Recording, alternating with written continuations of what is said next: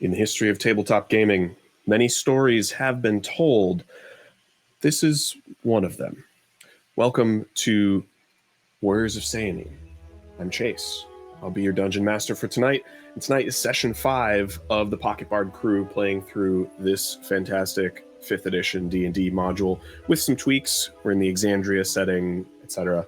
A couple of shout outs to the original authors of the module, Florian Emmerich, JVC Perry, and Ashley Warren. We'll recap in a sec, but let me bring everybody in here. Hello, you're all on stream now. Welcome. Woo! We've got the whole crew with us tonight for our 5th and final chapter. While we're shouting out, just quick shout outs to Zach for the awesome overlays, Fellow Sapiens for the cool character art, which you'll also see as tokens, which will be fun. But unless there's anything else, I think we can go ahead and jump in. Yes? Any objections? Did we want to give a brief Pocket Bard overview of... Hi, I'm Jen. I'm the community manager here at Pocket Bard, and we love that our 14 free fantasy essentials are going to be free for life. We also love all of our subscribers that have our... it's been a while since PAX. It's only been a month since PAX. It's $6.99, right? I used to have this verbatim. $6.99 a month for lovely music composed by Alex and mastered by Chase. And we have horror, and we have seafaring, and there's always one that fails me. But they're lovely, they're wonderful. Please Sci-fi. Check us out. Sci-fi. I'll try to always remember. It's always one. At any rate, that's the Pocket Bard down low. We always use Pocket Bard here on our streams, and Chase is the master of it. So just check it out. You can watch it while we're all playing. It will move, and those are slight spoilers as to when action's coming. So, hey, all right, that's my pitch, you guys. All right, sweet. Thank you, Jen. Appreciate that as always. With that, we will go ahead and recap. So, our 5 adventurers left the city of Rexentrum, heading out into the Pearlbow Wilderness to help the reclusive warriors of Sehanine recover their lost children, and potentially to slay the dragon that attacked their keep and forced them to flee in the first place. The party, along the way, encountered some of the local residents of the forest, a couple of dryads, a spectral blue fox, and eventually a small coven of hags that had been keeping captive a young wolf cub locked away in their pantry. After rescuing the creature, they made a startling discovery. In fact, the wolf was none other than Sehanine, one of the children that they had set out to rescue. He revealed in this that the entire group that calls themselves the Warriors of Sehanine are or were werewolves, blessed with control over their lycanthropy in exchange for their undying loyalty to Sehanine, the Moonweaver. During their night's rest, recovering from conflict with the hags, the party was almost attacked by a band of wolves, but was seemingly saved when they were called off by Sehanine, one of the warriors of Sehanine that had followed them back out of Rexentrum, tracing their trail through the woods to protect them, to spy on them, to who knows. Fan and Fiven, in the morning, helped the party navigate to Ravenglade Keep, where Silent, the remaining child, is still waiting to be rescued. There was a little bit of a scouting mission up to try to find her. However, in the hiding spots that Fan pointed out, where she can usually be found, there were no signs. And so the party came up with the beginnings of a plan. It sounds like there may be a little more planning to do as we start out here. And they also saw signs of orcs. The orcs that had been reported to have attacked the Warriors of Seahanine's area and had fought with them prior to the conflict with the dragon. Speaking of which, the young black dragon that attacked the keep in the first place, still up to this point unaccounted for. So, now, as the evening sun sinks in the sky, our heroes begin their trek up to Ravenglade Keep, perched atop this large rocky butte. As I'm told, that is how you pronounce this particular geological formation. With that, I will turn it over to you guys. It sounded like there was most of a plan for making your way up to the top. But if you want to finalize that and let me know who's doing what, I'm here for it. So I think at this point, me and Uverl are going to head up to the girls' room while the other people are going to distraction plan. So I think that's what we're going to do. Because you said you're going to be using your spider climbing things, right? Yeah. Right, Dom? Okay. So I can either give you a boost, or if you need to do an animal that gets you up there, I can get myself up, or I can help you get up. Yeah, so He's I already have my... wings. Yeah, I already have my last... what's it called? Wild shape currently in effect. I never transformed back into my normal fairy self, so I can still get up there, and then that would be basically the hour that I have or at least the time that I have left to do it. So once I get up there, I'm all good to go. Keep in mind as well that you are a fairy with wings, and so yes, you know, it's a little bit more conspicuous than being like a finch or something, but you do still have the ability to fly as a fairy. Yeah. Chase, is there like a backside of this this said But tower is that there we're a backside climbing? of the butte? Yeah, so if you're interested in the back of the butt, then I am, yes. okay. I figured you might be. Yeah. So the way up, essentially, the entire formation is about 200 feet tall, and Ravenglade Keep is situated about halfway up at around the 100-foot mark. Now, coming from the top, there seems to be some kind of like natural spring or something that's creating these waterfalls. So this waterfall comes down and hits this area that it kind of shrouds the area near the keep in mist from the waterfall, and then after it goes through, it's essentially like a natural lock, and the keep is situated above it, and then from there there's another waterfall down. The only way up is a series of rocky outcrops hewn into the side of the cliff, almost like a stone stairway. But the stairs are fairly large, and as the entire party steps up to them, the stairs look fairly precarious, damp from the spray of the falls, covered in moss. And you also see here and there remains of wooden rope bridges that used to span the gaps between certain areas here that now kind of hang and sway in the mist. And looking back, you see that Fiven has now kind of crossed his arms and leaned up against a tree and is watching you all. He's certainly brooding. You get the sense that he's brooding at the fact that he was not allowed to come with you. But that's about the obvious state of things. So quite difficult to climb. Yeah. Okay. Hey, Almond, how heavy can you carry while flying? I mean, in my fairy form, probably not you. So, and I don't have any wild shapes left, but I do have that one spell that I was going to use to get out of there. Let me pull it up real quick. Could you carry rope up that we could repel? Yeah, that was kind of that was kind of my thought. If you could drop a rope down, I don't mind climbing, but you know, if it's kind of dangerous, yeah, we should probably have some form of insurance to help us get up. Yeah, I'd say let's do that. I'll carry up some rope, and then we'll send a rappel down or something like that. Well, Okay. I have exactly 50 feet of rope on me. So Nice. I would say in order to ascend the 100 feet or so along this kind of along the Skies Ascend, as they call it, you're going to need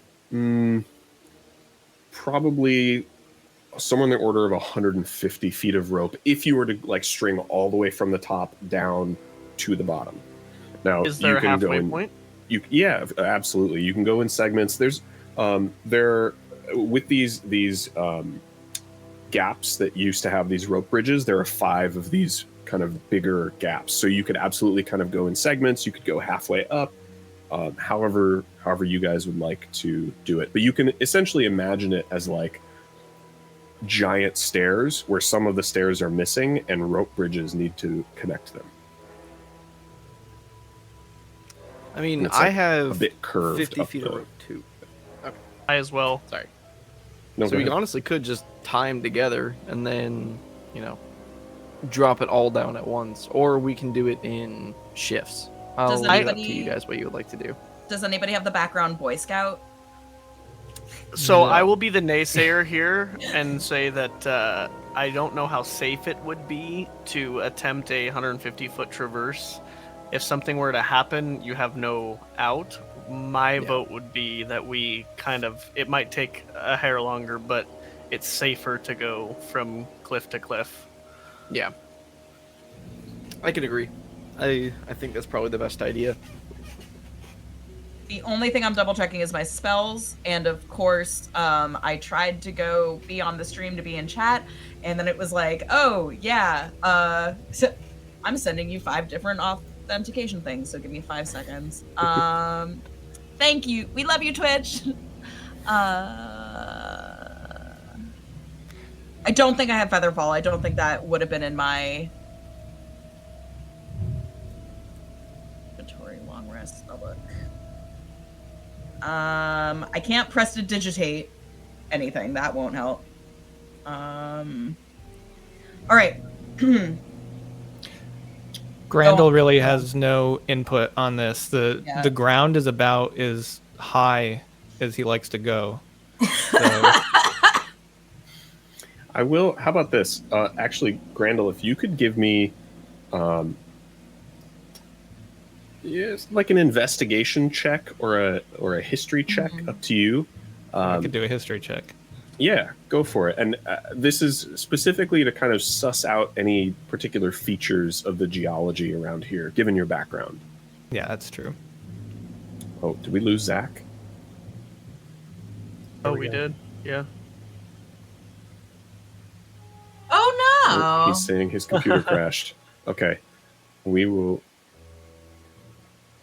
get you back on stream ASAP. I rolled a 14. 14.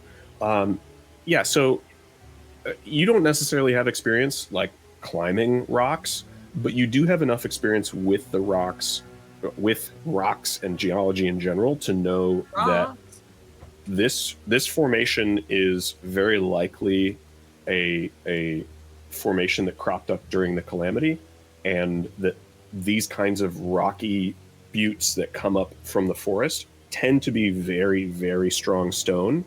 So kind of typical climbing gear has a good chance of being really useful. This isn't like fragile rock that's going to break when you hammer a piton into it. I tell him that.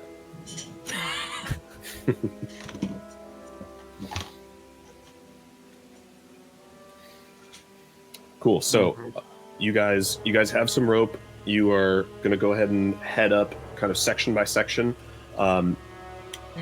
Unless there's anything else you want to do, you can give me athletics or group athletics or acrobatics to cross the first section. Can you that's 30 feet. Can you give me just one more time the distance on how far we are from where we want to go? So between each section, you're probably talking about 15 to 20 feet of where the rope bridge used to span, but it's also a change in elevation, so it's a little higher up. Your destination's a little higher up than the origin. It's like stairs that are missing a stair, but giant stairs. Okay. So like I'm supposed to do it. Nice. A misty step would. Oh hey, all right. Zach's back. Let me add you back in on the stream here. Right. Oh hey, I got a 26 automatically back. Great. Yeah. on acrobatics. Nice. I've got a 21 on acro. Sweet.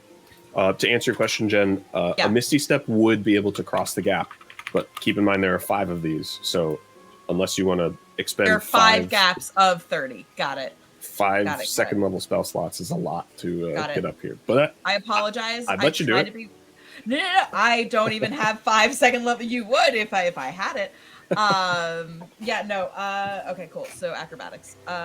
Triple. And the DC is lowered from this because of your use of kind of rope and whatever tools you guys have. 14. Cool. Grandel and Almond, athletics or acrobatics? For me at least, I think I'm gonna go ahead and do acrobatics. Got a little bit of a better dexterity. Going for Randall, do you want to lift? Not fair. That would be a 15 Not for me. fair. Okay, so it did take the. Okay, good. 14 for me. Nice. Okay. So, for all of you guys. Oh, and then no, Charles, you already rolled yours. Oh, I thought we were rolling for the second segment. Sorry. No, this is the first one. We'll get there in a second. For all of you, so that is successes across the board. Getting up, you see that on your way up, these rope bridges don't appear naturally damaged. I mean, it's just fairly obvious that these are like destructive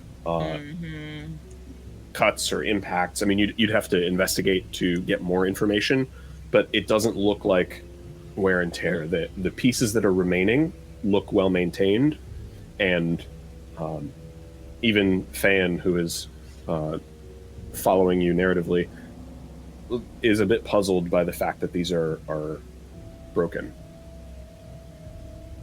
Because remember, this is not how he escaped on his way out for catching everybody up. He mentioned that on his way out of the keep, he actually went down into the lock and down the waterfall, which is very dangerous, but yeah.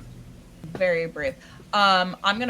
May I roll an investigation check to see if it looks like, if it looks like tools or acid, and that's not gonna cut it. 9. Cut it! But yeah, on a 9, hard to tell. There's mist, it's slippery, you're focused on not falling. Not dying. And as you all ascend, give me one more check from everybody. Athletics or acrobatics, your choice. I rolled a 13. Okay. Ooh. I'm a 13 as well. Okay. 14 for me. 18 for Grandel. 7. Grandel carrying us here. Ooh. Okay. It was on 11, and then it tipped back to the 4. Oh, that's always rough. Yeah. Anybody else get below 12? I don't see it in the history. Okay, so as you all are climbing up, again, it's mossy, it's slippery. As you're ascending this second part and kind of using the rope to steady yourselves and holding on, at some point, Ari, one of your feet slips on the rock and you kind of and smash into the rock in front of you. You maintain your position on the rope and are able to get up, but you do take 2 points of bludgeoning damage. 2's not bad. Yeah. I can do math. Okay.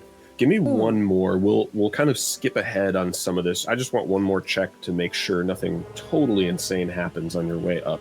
The thought of that is here. doing Jen more psychological damage than it did Ari bludgeoning damage. Oh. This would be a fitting way for Grandel to die, though, because he's scared of heights, and it would confirm it. Well, Although I he still got a 21. Okay. I got a 10. Okay. I got 10 is a fail. I see Charles. Was that an 8 from this round? Okay. Who else? I'm seeing the numbers come in. Oh wow, you guys, you got to roll better here. I'm sorry. I'm trying my best. We have to get 17. we have to get to the combat he wants to kill us at instead of us all just eating Falling off a cliff. Yeah. Hey, I got a 17 though. From here, so again, as you are climbing, Uvril and Grandel, you guys are able to kind of get ahead and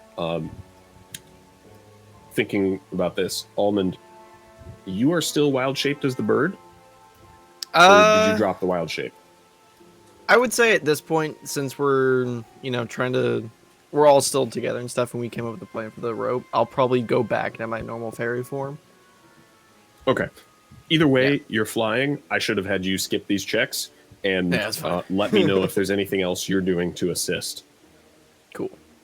I think that, I'll probably just flutter up there and kind of like tease them a little bit for kind of biffing in on a couple of these. But so, Grandel and Uvril, you guys are able to kind of muscle your way up and fairly nimbly get up to this kind of last outcropping. Charles, Arianwin, Ari, again, you are like, it's almost like being careful because you slipped once is the thing that's making you slip again. Right. And again, your foot slips, and this time you kind of swing under, and the rope starts slipping through your hands, and you're like dangling a good 60 feet set. Depending on how far down you slide on the rope, you could be 30 or 40 feet off the ground, but you basically slide to the end, and Charles is above you and was on the rope at the same time, so also starts to slide down, and you see him sliding down towards you along the rope, also kind of mid-fall. Is there anything either of you are doing in this moment as you are like genuinely falling off of this cliff? Hold on, I have a weird thought on how to save Charles, but not myself. Go for it. Whatever's going to work for you. I need to read the numbers. Could I do anything as I know I probably can't carry them, but could I slow them down enough to just try to get a foothold or something like that on the edge of the cliff? You can try. I mean, even just hanging onto the other end of the rope and flying your hardest to try to arrest their fall. Yeah, that I'm gonna could try help to do a little that. bit. Okay. Give me just a quick athletics check to do that. And the way that'll work is if you pass. Nope. It on popped, a 2 doesn't popped. matter. It was in 20 and it popped. I was going to say, if you Oh, pass, sorry. that'll reduce falling damage. But yeah, go ahead, Uvril. Could I, in theory, with my boots, would they give me enough kind of a planted base that I could kind of just base myself and hold on to the rope and keep them from falling? Yeah, to a point. Give me an athletics check, and I'll do kind of the same for you. Of if you are able to hold on longer by passing the check, it will reduce falling damage. However, that's a 6. On a 6, So on a 6, that doesn't happen, and you just start to try, and you feel yourself sliding, and the rope burn. It just it's instinct. Your body tells you let go before you can override that to hang on. if I were able to push Charles 10 feet up, would that help him? I think that would make him fall farther. Okay, because I'm under him, so I didn't know if I were to try to push him up 10 feet, if he would be able to get on to instead of the rope, get to where the plank is. You know what I mean? But Sure. if that's not okay, yeah. I'll say this. I like the idea, but I think at this point you guys are too far down mid-fall, and you are able to, with the little bit of assistance from your friends, not quite so much, maybe more on your own luck and wits, kind of find a spot on the cliff where you fall, and it's not a direct perpendicular impact. You do kind of slide along some rocks and get a little scraped up. Both of you do take 8 points of bludgeoning damage for the fall, but we will fast forward ahead beyond that to eventually the party is able to make it to the top of the cliff, assuming you guys would like to go back up. I don't want to drive too much what you guys are going to do, but Yeah, we got to get up there. Yeah, that was Enough the goal. danger for Yes. one day. Okay. So slowing you down a bit, damaging a little bit. These are the consequences of, not great climbing, but eventually you do make it to the top. And at this point, the sun has descended even further in the sky. However, you are up above the canopy now. And despite it being later in the day, getting on towards sunset, this is the brightest light that you have seen in several days from the sun, because the canopy of that forest is so thick. And even looking around, you do notice through the mist, there's kind of a beauty to the sunset from here. However, you all have a mission ahead of you. As you reach the top of the Sky's Ascend here, you see the keep perched on a rock up above this lock. It's this large body of water, as I said, fed from the waterfall above, feeding the waterfall below. And despite the great movement of water through the place, the surface of the lock seems incredibly calm and peaceful. And around the water's edge are stone statues of woodland animals. From here, you see kind of the rest of the path up to the Ravenglade Keep, and there's like a little as the path kind of curves up, and right at the elbow of the curve there's what looks like a little chapel with on the top a very ornate kind of crescent moon strung like a bow, the symbol of the Moonweaver. What would you guys so like there's to a do? chapel, and then there's the chapel is outside of the tower, sort of, or Yeah.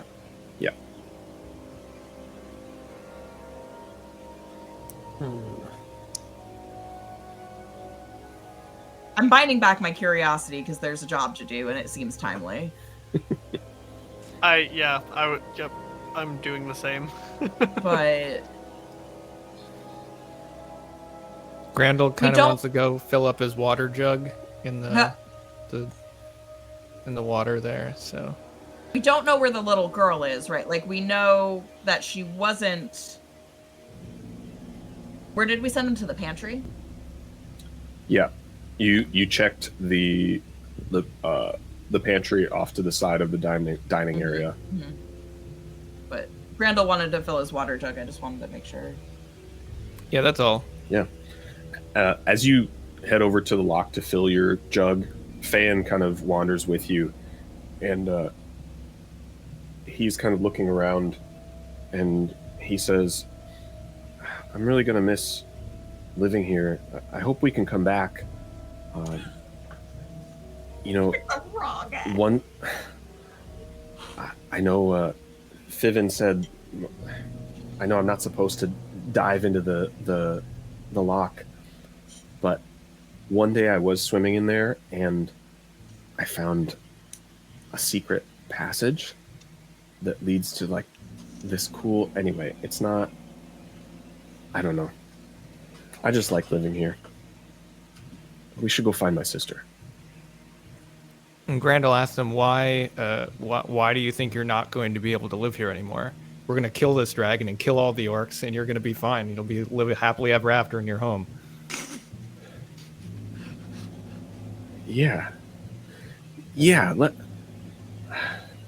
right. And you watch his demeanor totally change from like, that was a hard climb, life is really difficult, I'm sad about my home being destroyed, to like, oh, that's right, we're here to kill a dragon. Like, that's cool. And you see just like that little spark light up in him. Am I within earshot of this conversation? Sure. I'm gonna say, this is all fine and dandy, but did you say a secret passage? Yeah. I think whoever built the keep before we moved in made it. It's just a nice place to go and meditate by yourself sometimes. But Silent doesn't know about it. I've never told her.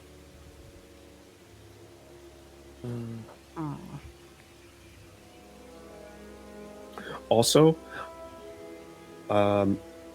these animals, I know they look like statues, but my parents told me when they moved here, there was a basilisk.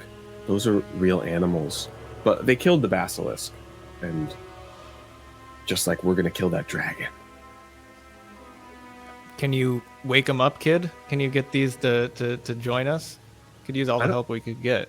I don't think you can do that. I think they're made of stone now. Did we get any basilisk stuff, like oil? Like, isn't it like one of those weird things where like the basilisk oil is the cure for the basilisk? That, am I wrong? No, restoration. Do any of us have greater restoration? Probably. I mean, not. these are like little forest creatures. They're they're squirrels not. and bunnies Never and mind. stuff. Never No. mind. This is not a Lion, the Witch, and the Wardrobe. Like. Yeah. Yeah. Got it. Never mind. Take back. Hey, Zach's back. Yeah, I don't know why something keeps happening in my computer. It's been happening all day. It's all good. But I still have access to my phone, so I can still listen in and everything like that. But we're good. Cool. So Yeah. Ari's gonna Fan is just info dumping.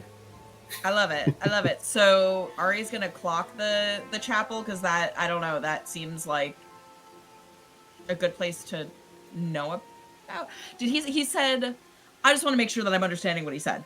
He said he knows he's not supposed to play in the waterfall, but he found a secret passage, and where the secret passage leads is not to the tower, but rather somewhere else. Yeah, just a nice sleeping spot. Just a nice sleeping spot. Or meditation spot or getaway spot. Right. Yeah. So what does this, so she's going to ask what the spot looks like. Like what makes it a good, nice, like napping meditation spot? It's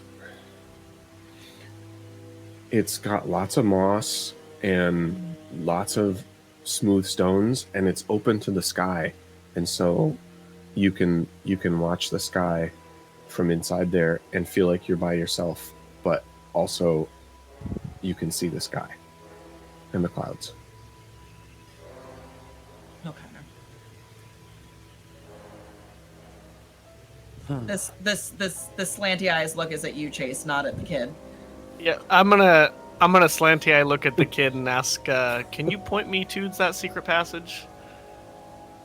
Yeah, it's well, you have to swim, but if you go down, and he kind of points through the water, and just in this kind of like dusk light, you can see there's like a dark spot in the back of the lock underneath the spray from the waterfall, and he says that's there's a tunnel, and you have to swim a long way, but you swim through and you just come out on the other side. Is anyone opposed to me or anyone that's willing to swim go see what's in there? I can't swim, but I'm willing to swim. I wouldn't mind checking it out with you. Yeah, I think it'd be worth noting. Maybe it's another way up that would be easier than what we're looking at here. Mm-hmm. Well, I guess I'm just gonna dive in then. Go for it. I follow right Yeah. after. Yeah. Okay. Randall's staying on shore. Sure. Yeah. Whoever wants to go in, you basically dive down, and you can see the water definitely gets dark. But Charles and Uvril, you guys both have dark vision. Yes. Mm-hmm. Yeah. So diving under there, you would see that indeed the tunnel is long. It looks like it's about 60 feet. So moving underwater, holding your breath. I mean, it's a challenge, but you guys could both do it. And yeah, that's what you see diving under there. And you see like a little bit of light at the end. Yep. I'm just gonna go Yep. towards the light. Going through? Go for it. Go toward the light. You guys both swim through. When you get to the other side, you emerge into this dark, dank little grotto covered in moss, smooth stones, just like Fan said. However, there is a couple of things here. You see piled in a mound in the corner a bunch of like gold and silver and stones and what looks like the beginnings of a little treasure pile. And in the other corner, you see bones that have, like, they look like forest animal bones, like deer and things like that have bits of flesh still hanging off of them. Most of them have been mostly picked clean. And there's a spot on the floor, probably about 20 or 30 feet across, where the moss has been rubbed away. And it's just blank stone right in the middle. Otherwise, looking up, you see the sky, just like Fan said, and it appears to be probably another 100 or so feet straight up before it actually opens up to the top of the butte. I kind of knowingly look at Charles to see if he's thinking the same thing I'm thinking. I think it's doable. Yeah. Yep. Well, that and what I was thinking was we definitely found where the dragon's been hanging out. Mm-hmm. Can I roll perception to see if I can see like a clear path to climb this? Or Yeah, absolutely. Perception or investigation, your choice. I feel like I would even allow survival for that if you wanted. But it's going to be 17. 17. Yeah, I mean, the you see enough of the kind of inner cliff face here leading up has been worn away by rain that because it's fairly dry, there's no spray from the waterfalls, you could probably make it up. It's not the easiest climb, but it's also not impossible. Could I roll to see how long I think it's been since the dragon has been here? Yeah, give me a survival check for that. Or, investigation would be okay too. I'd let you argue me into that. Hold on, I might have a thing here. Does he have to argue you into it? No. Sounded like an offer. That was a joke. I am gonna do a tactical assessment to add a d8 to this. If it will let me. Class features coming in. Yay, add a 2 to my investigation check here. Cool. All right. I start rolling real dice here.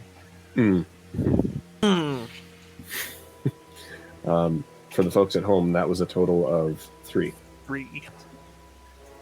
I mean, your intuition stays the same. The dragon's been here. Hard to tell how long or really much detail. Would I have kind of a guarantee if I use my boots? Would I have kind of a guarantee to climb vertically up that with a little bit more ease?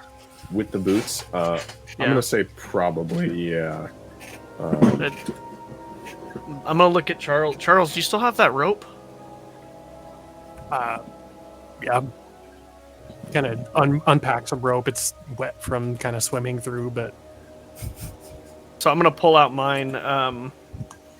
And do you need me to... I'm going to try to tie them together.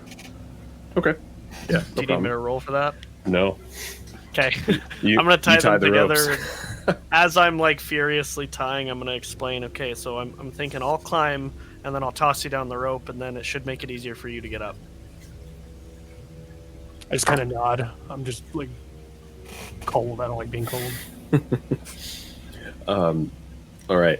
And Charles, give me an athletics or acrobatics to get up on that rope. And while I'll wait for your roll. And then we're switching to what everybody else is doing. 13 on acrobatics. Yeah. That's 13's fine. This is with the rope being held. This is a fairly easy climb. 13's fine. So you guys head up to the top of the butte. What are the rest of you doing? Almond, Grandel, Arianwet.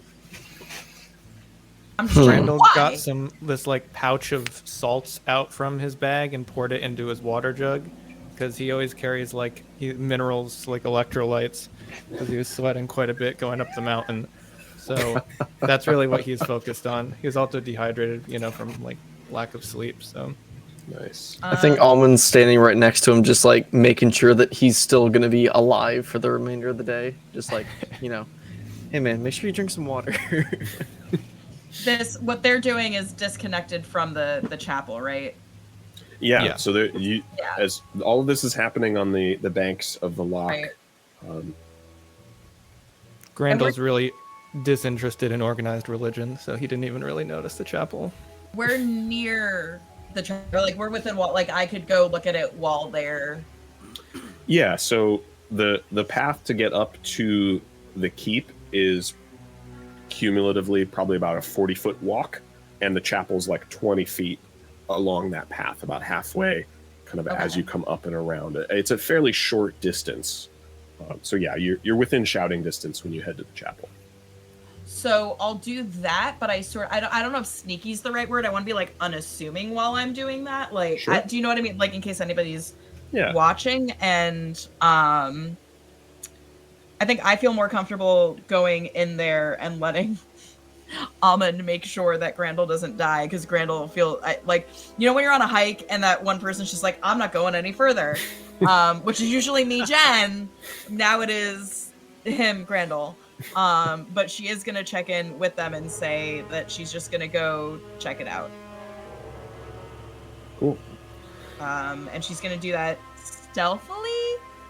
like, but Yeah, not up to you. creepily. I would say either stealth or deception. If it's like you're not trying not to be seen, you're trying to seem unassuming. That is a up deception to roll you. if I ever heard one. 23. 23. Yeah, that's We funny. love charisma characters. So heading up to this chapel, it's sitting like almost on a little ledge, you know, like I said, just lower than the keep, circular, beautifully decorated, a myriad of wooden sculptures and ornamentations. There's beautiful ivy that twists throughout the architecture to kind of cover the structure. Kind of peeking inside, whether you kind of crack the door or look through the window, you see blankets and books have been kind of strewn all over. The ivy that crawls throughout the space kind of tints the incoming light with this lush green. And you do also see that 3 ornamental banners of the Moonweaver have been slashed and torn, and the symbol of Grumsh clearly smeared in some kind of red liquid, paint, blood, who knows.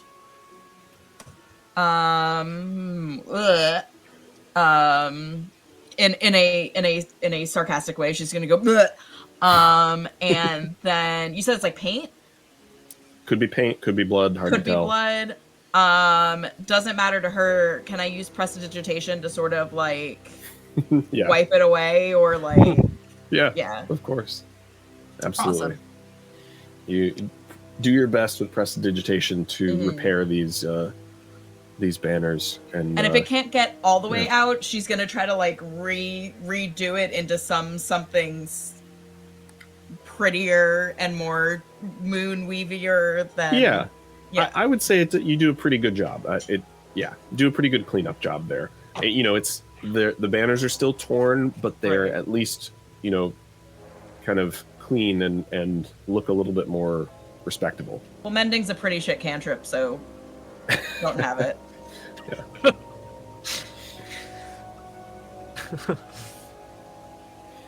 Cool.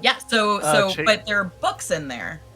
There are Books and blankets. Like there are books but like I don't feel like people that came to worship, like I don't feel like they would bring book. Like, does it look like the books are just there because it's a chapel, or does it look like people were reading the books? You looking at it and kind of even, I mean, you would know this from Faye and kind of looking over your shoulder and wondering what's going on.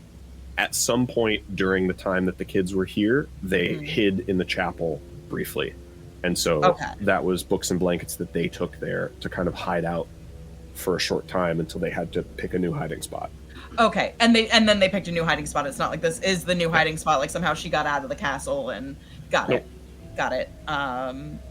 So I'll usher him away to try to like save him the trauma that he already has, but that's for me, my therapist, to worry about. Overall and Charles, back to you guys up top. You emerge on the top of this butte, and you can see here that there is kind of this almost, I mean, it's like a magical wellspring of water that's feeding this waterfall with enough output to, you know, make a pretty hefty waterfall, but it seems to come out of like a almost like a little lake at the top, coming out of nowhere, probably up through the middle of the rock for whatever this formation is from. And looking over the edge, you can see to the roof of the Ravenglade Keep is probably a 60-80 foot drop from where you guys are, but you can see now from above. And I will reiterate that from above, you see that the roof of Ravenglade Keep is basically made of natural, like tree branches growing and things like that have kind of created this roof, almost like there was some druid craft involved in construction of this. But there is a fairly large, maybe like 20 or 30 foot diameter hole punched through part of the roof. And there are a couple of other spots that look a little damaged. Can I see the tower that Almond and I were looking for that we could see from the bottom? Yeah, although you're too far above it to kind of see in the windows. But yeah, you can see the place you're trying to get, and you are positioned essentially behind the keep at this point. Okay. I'm gonna look at Charles and tell him that, hey, I'm gonna go grab Almond. I think he should see this. I think it would be easier for us to climb down from here than it would to go back down and then climb up to the keep. I also like where we're positioned here. Would you like to come, or do you want to stay up here? I think I'll stay up here just to make sure the path is clear. Okay. In case anything shows up here and tries to fire down on us, that would be bad. Okay. Cool. Yeah. So I'm gonna head back to the rope. Head back, swim through, grab Almond. Almond, are you coming with them? What are you? Yeah, I'll come with. Okay. All right. So you guys all head back up, and now all three of you are up at the top with Grandel and Ari still hanging out at the lock. I'm gonna pull the rope up when we climb up this time and kind of keep it tied together, but put it back in my bag. Okay. And as far as the plan at this point, is there any? What's the adjustment being made? Basically, while you guys are up there and you start to come in through the back, what are Grandel and Ari and Fan doing? Are you guys just hanging out waiting? What's the plan? Grandel's been getting hyped talking with the kid about how easy it's going to be to kill the dragon, and he's kind of he's like started to kind of want to detour from the plan and just like attack a dragon and everything head on as a team, and like show the kid he's gone like mentor mode, but like really irresponsible mentor. So he's just kind of caught up in this fantasy of just attacking the dragon, and like the kid landing the finishing blow and it being like just this storybook kind of thing. I love everything about this. So he's definitely putting the kid in danger. Like it's like he's right motivation, wrong execution. Like yeah, like he's definitely came from a good place. He's setting the kid up for like to think that he should run in and like attack the dragon. So it's not like good advice. And then there's gonna be Ari on the other.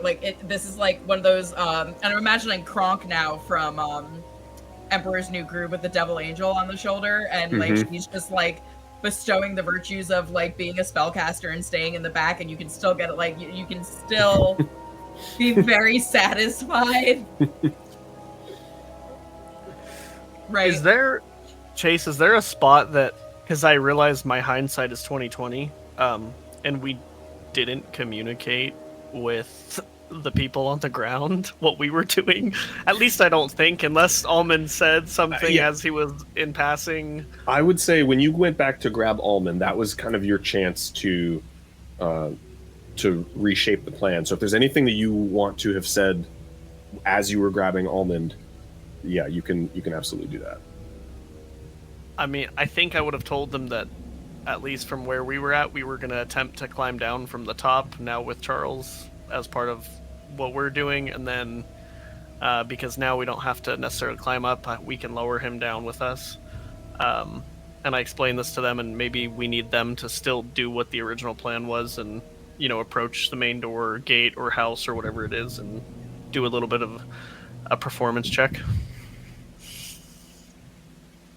If we know where the dragon's staying, can we like trap it or poison it or something?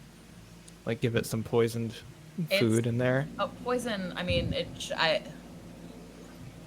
This is Jen speaking, but I know that this is. Would we know that a black dragon is? I mean, poison should work on an acid dragon, right? Because so green is a poison dragon and black is an acid dragon, and usually, do you know what it?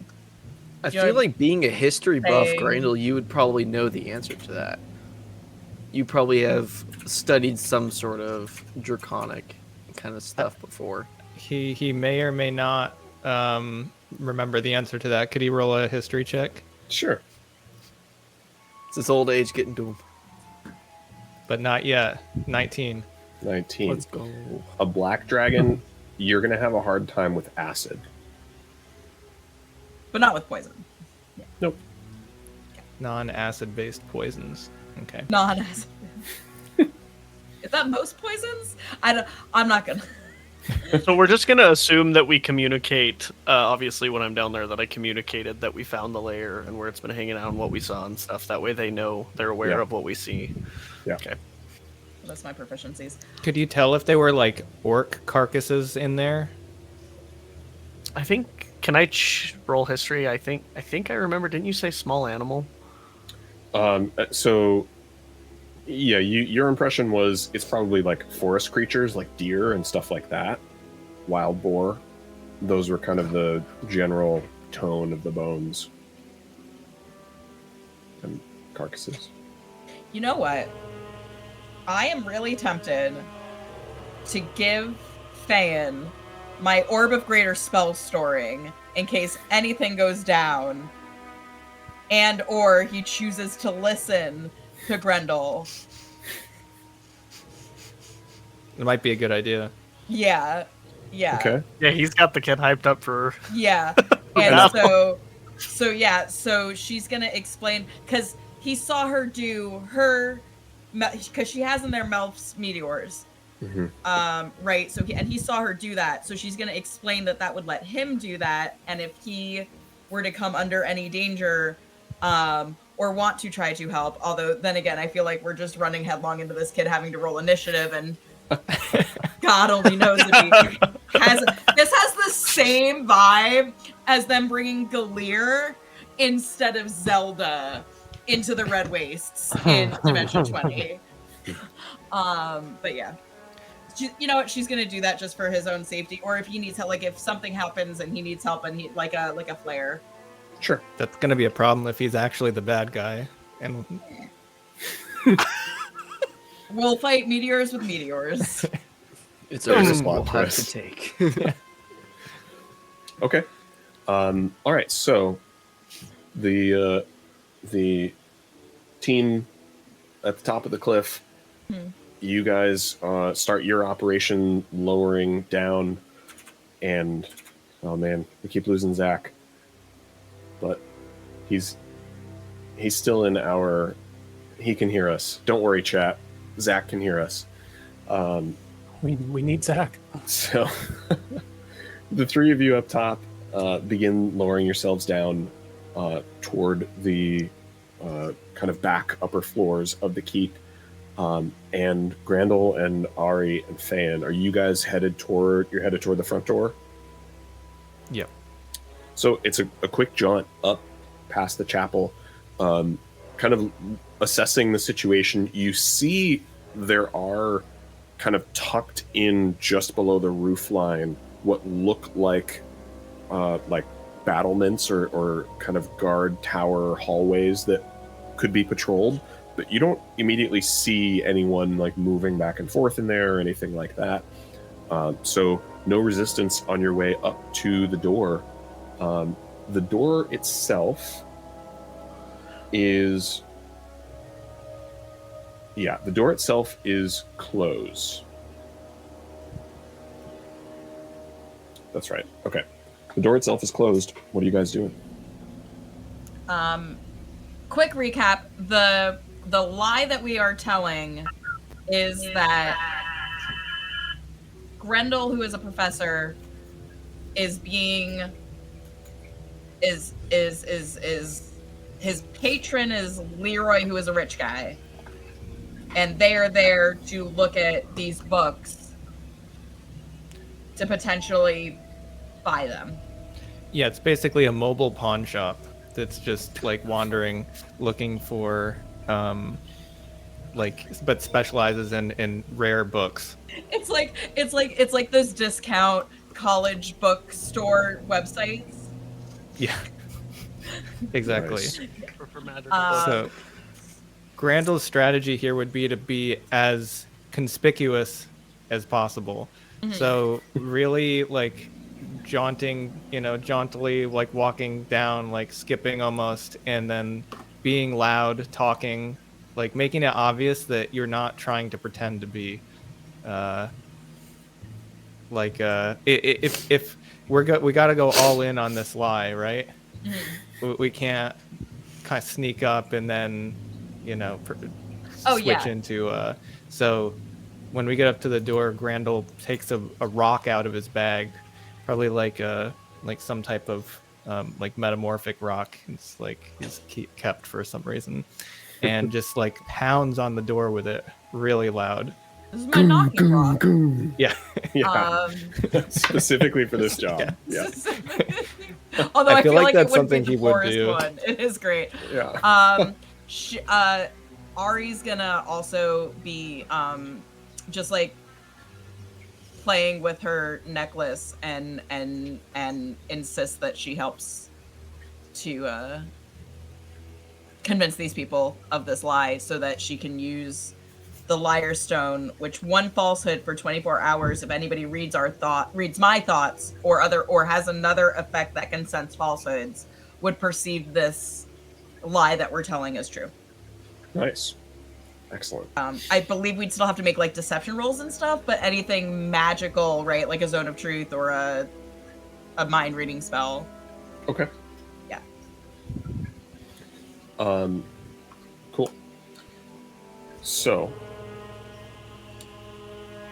after a few moments of seeming silence, and Fan kind of stands off to the side and kind of tucks himself where it's hard to be seen, you eventually hear the kind of clinking of armor moving toward the back side of the door, and you hear some movement, and then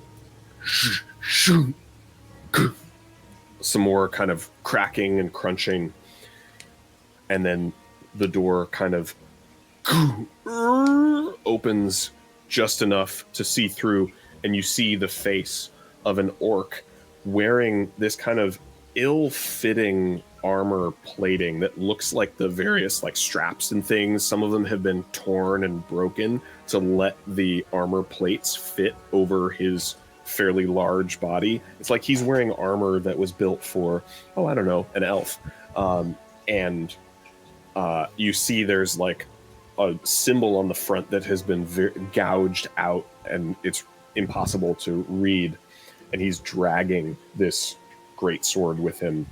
And he kind of looks at you all. What do you want?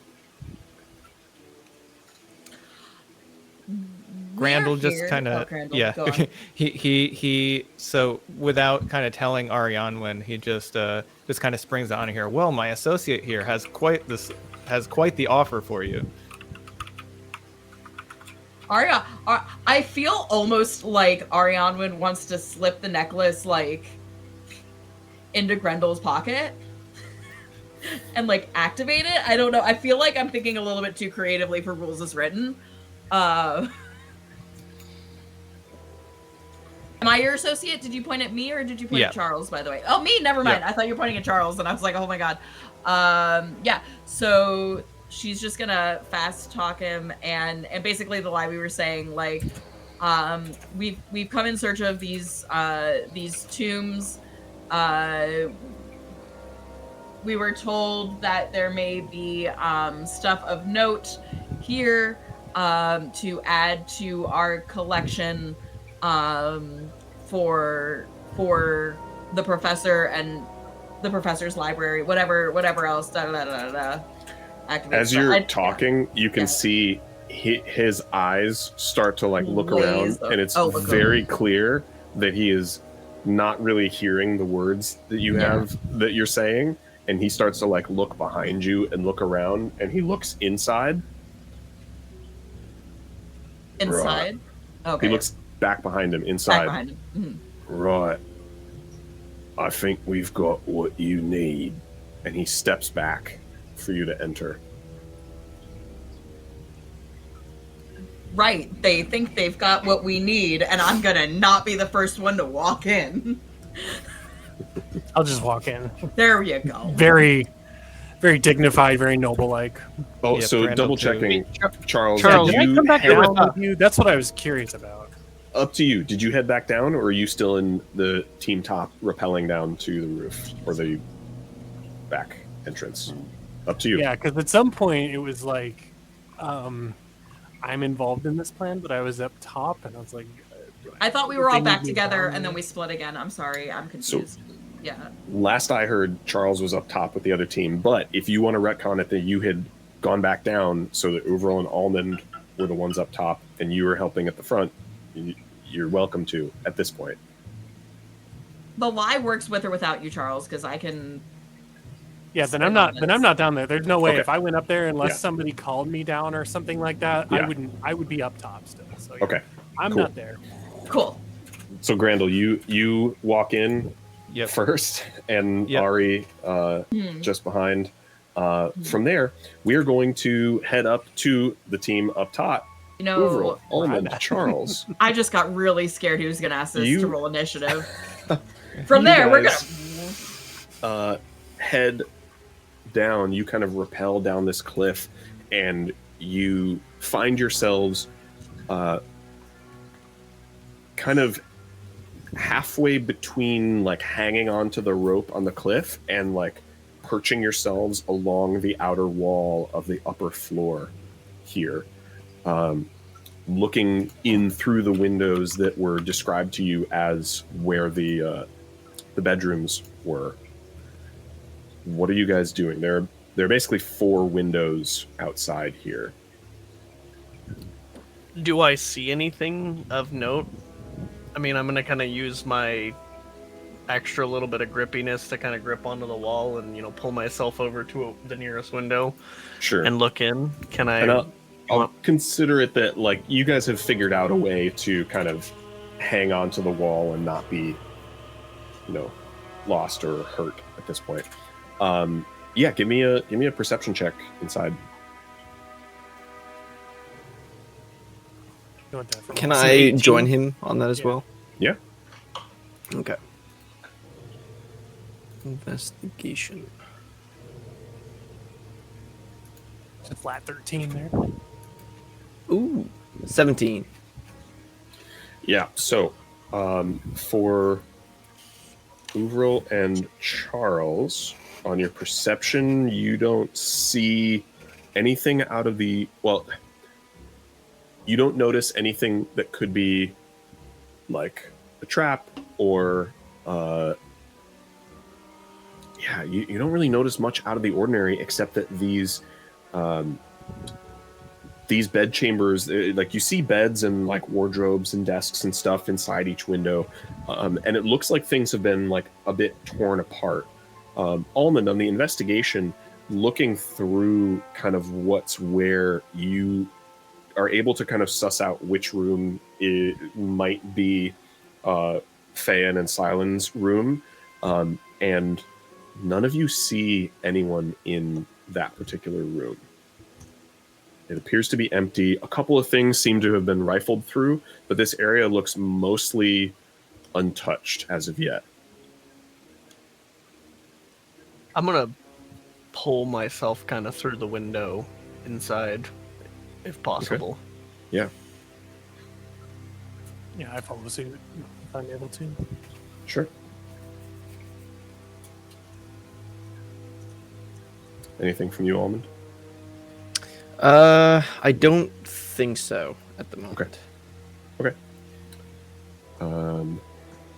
I will potentially give you guys a map in a moment.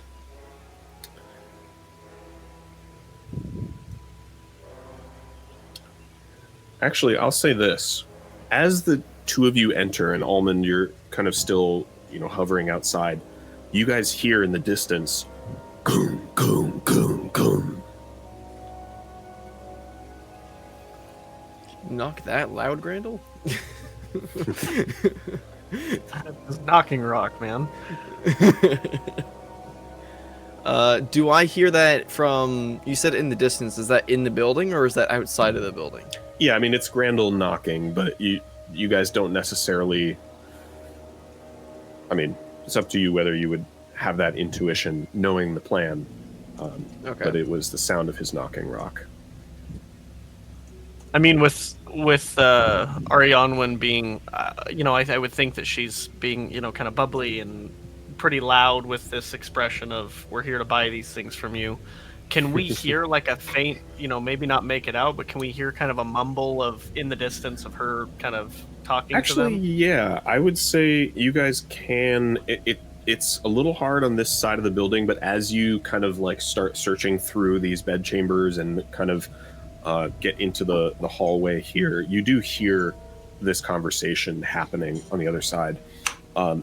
Even just with the cursory check, unless you guys want to really, spend some time, turning the place upside down, you don't see any sign that Silent is here. Is there any sign of like was the door, like, is there anything near it that would have been used to like prop the door closed and maybe like forced entry happened, or is it pretty just someone left on their own free will? Yeah, it looks like whoever was here last left on their own. No signs of struggle.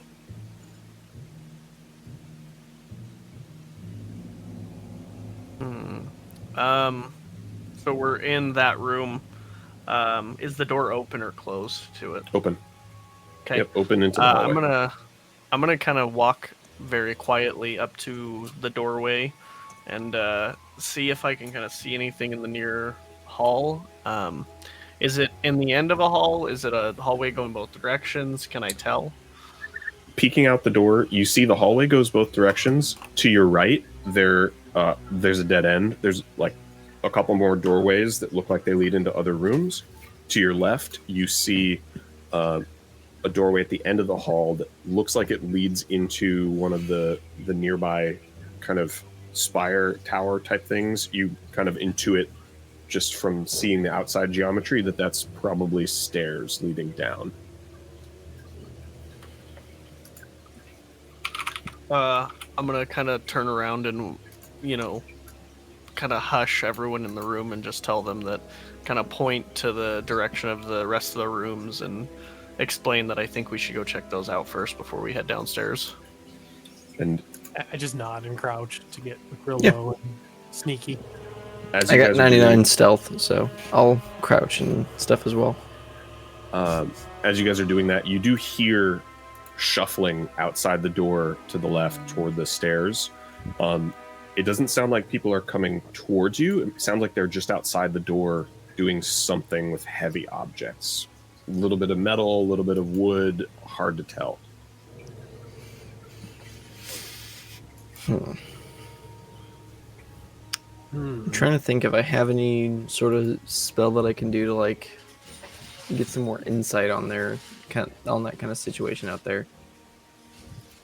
I mean, what do you guys think we should do? I mean, we can try to draw them. We can make some noise elsewhere and kind of draw them out of the room to see what they are before we, there's no real way for us to enter without, making ourselves known. Is there a way that I could kind of fly out of the window that we came in, and then is there another window on the outside of the building that I could kind of see what's going on? Flying out there, there aren't any other windows in like the staircase area.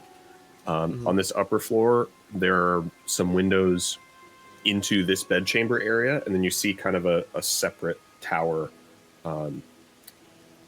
off to your southeast a little ways away. Gotcha. And then just below you, you do see more windows with a little bit of light coming out of them on the first floor. What do you guys think? Should we just kind of open the door? Well, we could so pull a with that, Grendel and just and go draw with them it. in here and ambush them. that's Or kind we of can what my just go thought with was. Yeah. I'm here with that. Because we know the architecture of the room we were just currently in, right? And that's the closest to the stairwell door.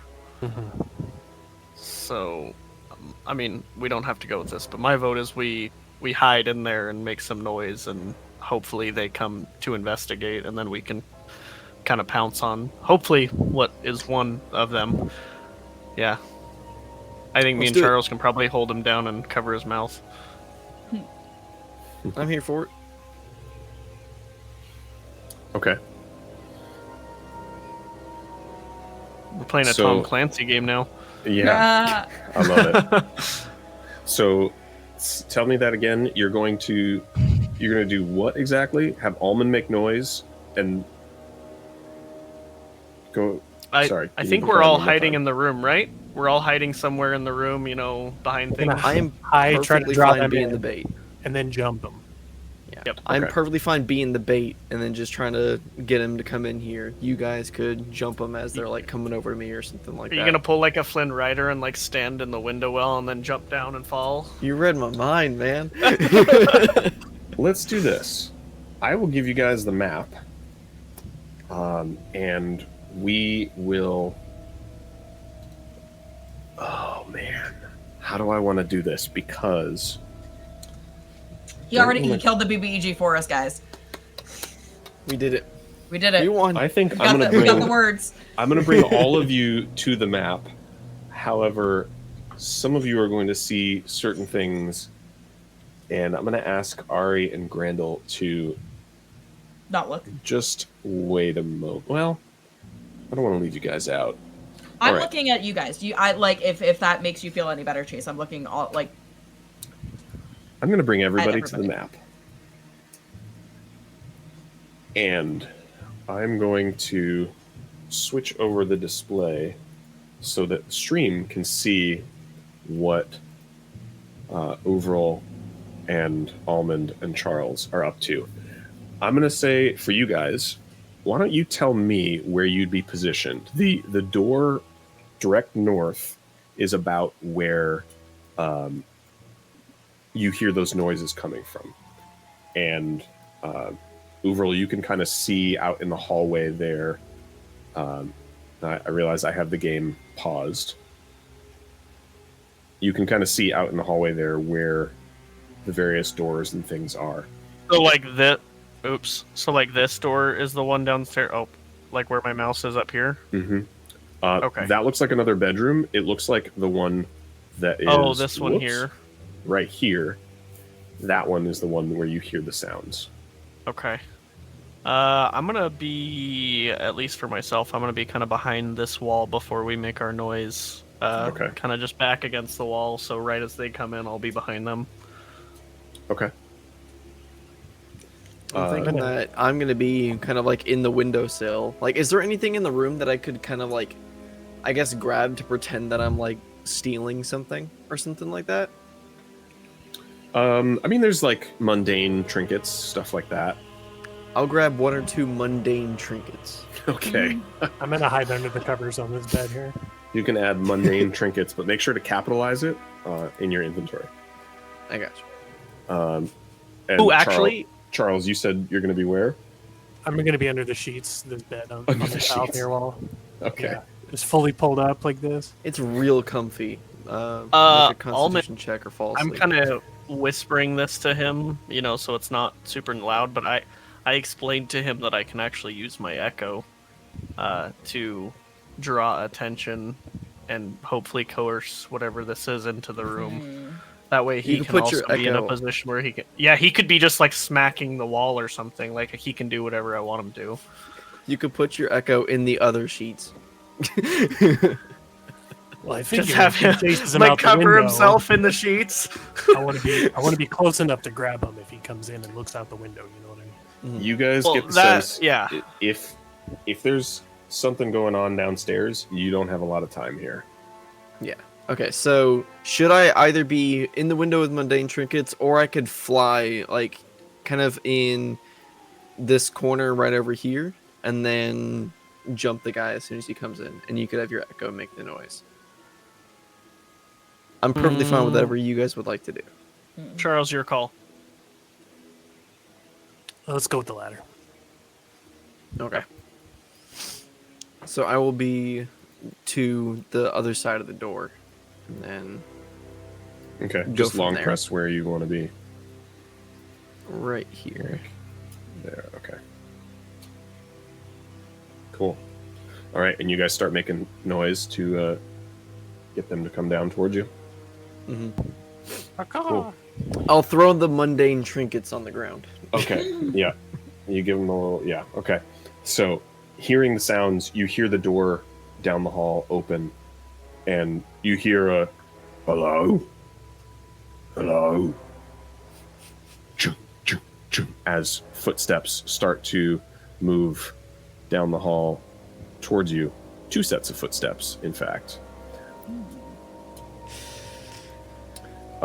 This guy's never seen a horror movie, clearly. Yeah. And just as you see the face of an orc round the corner of the hallway, we're going to briefly go back to Ari and Grandel, who have just stepped in to the chamber here. And one moment. While you're doing them, I will be right back, just so you know. But I can still hear. How do I get the...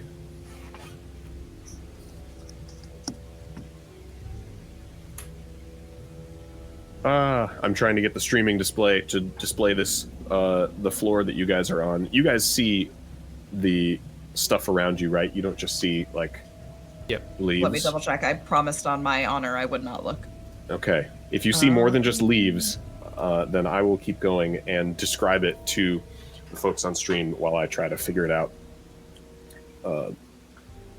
Yeah, I see the hall. I see the like there's a inlay on the floor, and so you said you're trying to figure out how to make it appear on stream. Is that what you said, Chase?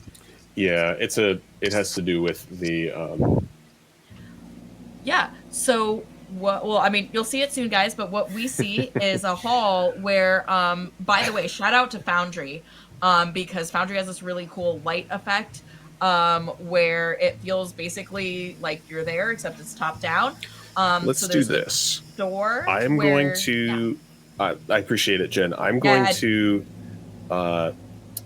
I'm going to have you guys roll initiative for me. Cool. And I think I can get the Foundry display to keep up with whoever's initiative turn it is, because as the two of you step into this hallway, a second orc from behind the door immediately raises a weapon and begins to charge at you, which will bring all of us into Does it help you initiative. to know that the game is paused? No, I know the game is paused. Okay. I didn't know if that, like, I didn't know if, like, some funky thing happened, like, if Zach's computer issues decided that they wanted to infiltrate. Attributes. All right, I got a 2. The wonderful, awesome thing about Pocket Bard, everyone, is that we have combat and exploration music to quickly go in between when you're searching for something versus when you're in an ambush like we are.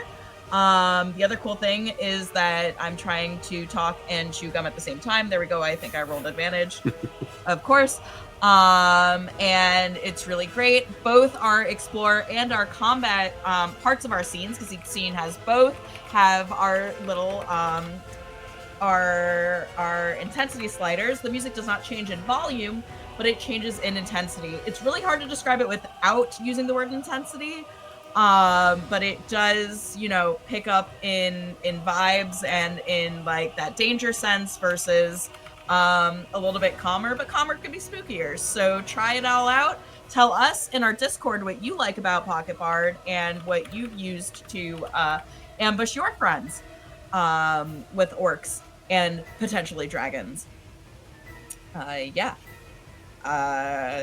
Do you still need people to be talking, Chase? Oh man, I really wish I could show this on the stream. Why isn't this working? What if we do this? What if we use this time to take our break while I figure out the streaming map thing? Because there is a very cool piece of this map that my wife made that I put into the map. By the way, this map I took from the source material and just remade it in Incarnate. So the whole map I made myself based on that. Except for this one really cool piece from my wife that I really want to show off, because that is part of what you guys see right now. So we're going to take a second to take a break. We'll be back in 10 minutes or so. And He is so yeah. multi-talented. I'm putting Thank our you. Discord right in our chat, and I'm gonna pin it. I know most of you probably came from Discord, but if you didn't, you found us organically on Twitch. Go ahead and join our amazing community of DMs and players and people who use Pocket Bard to go to sleep at night. All right. Thanks, Jen. No All problem. right. See everybody soon.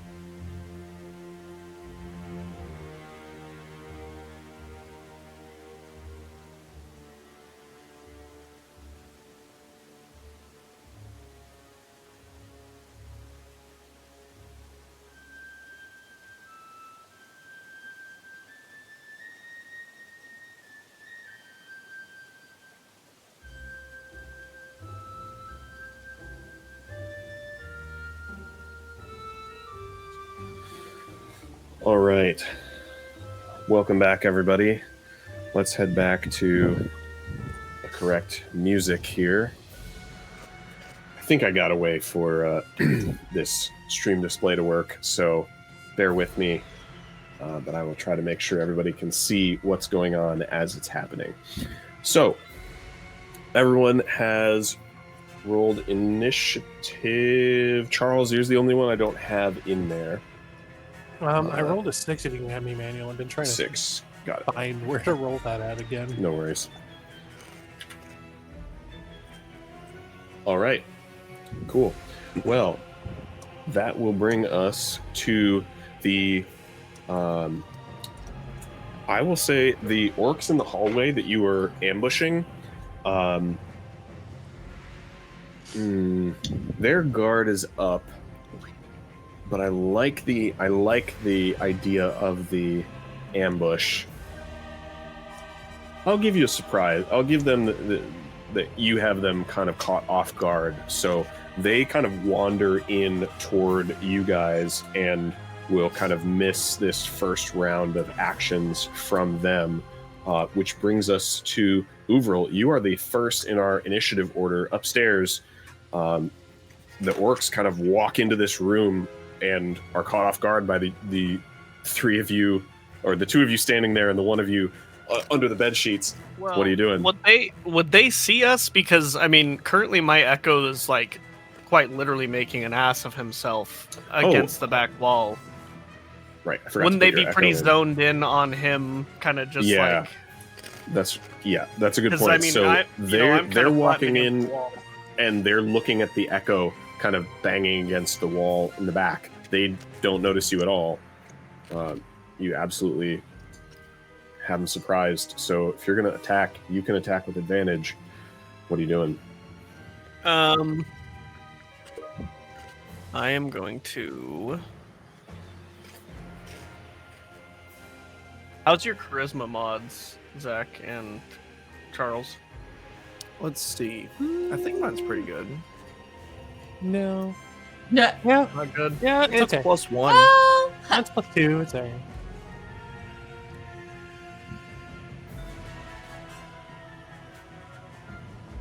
Are you guys opposed if I use something that makes you roll a charisma save?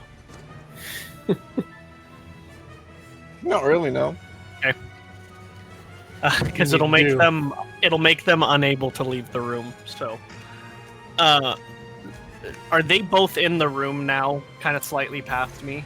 One is in the room in between you guys. The other is kind of stepping through the doorway. I'll kind of moving the tokens a little off the grid here, but there you go. Okay. I'm gonna save that then for now. I'm just gonna go ahead and. Can I swing at the one that's in the doorway? Yeah. Okay. I'm gonna swing at him with. I regret doing this, but Moon Petal. Okay. Click on your own token. Hit T on their token. That'll automatically. That's right. That'll target everything correctly. There we go. Yeah. Oh, I didn't roll that with advantage. I'll just roll it twice. That's okay.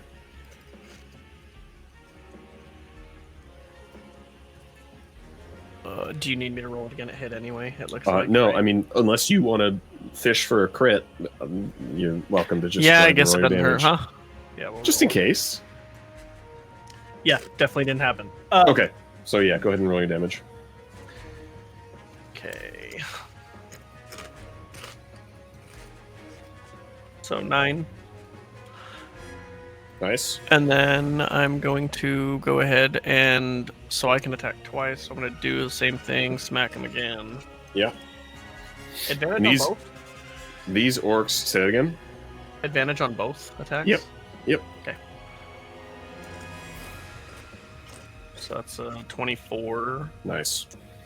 These orcs, keep in mind, they have been trekking through the forest, and they also battled the elves. They are not looking so hot. Yeah, in just those 2 hits, you just slice this one, and he kind of falls back dead. Okay. Let's go. Sweet. Cool. And that I'm gonna go ahead and just pull my echo away, kind of as I do all that. Dismiss Yeah, he's echo gone. or okay. Yep. Got it. Anything else? Bonus actions or movement? I don't think I can do anything else after that. Actually, screw it. Can I use my... I'm going to do action surge and swing twice again. Let's do. Okay. Usability. Target this one.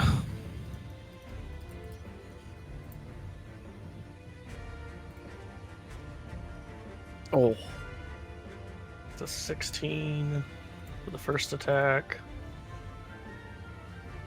So 8 damage, and then the second one. Oh. 25 for Oh my hit, goodness. and then 9 for damage. Okay. Yeah. Done for. You guys watch these orcs kind of stumble into the room, and Uvril just shoot. Both of them drop before you had much of a chance to do anything. Sorry, However, guys. No, I'm just unless- under the covers still. Just And I was gonna say, I pictured Charles just like springing out of the covers with his crossbow, just aimed at the door, just to see 2 orcs dead on the floor. all right. Given that, and that you still have movement, do you want to do anything else on your turn, Uvril? Yeah, I'm gonna go ahead and move kind of out into this hallway towards the door they came from. All right. Let me unpause the game for you, and you can go ahead and do your movement. How do I? Hold Make it so that I can control, round and then corners. you can make breakpoints on that line. Okay. What the heck? You'll get it. So, So click and drag, and you're holding control. And if you let go and then click, it'll make a breakpoint. And then you hit space when you're done.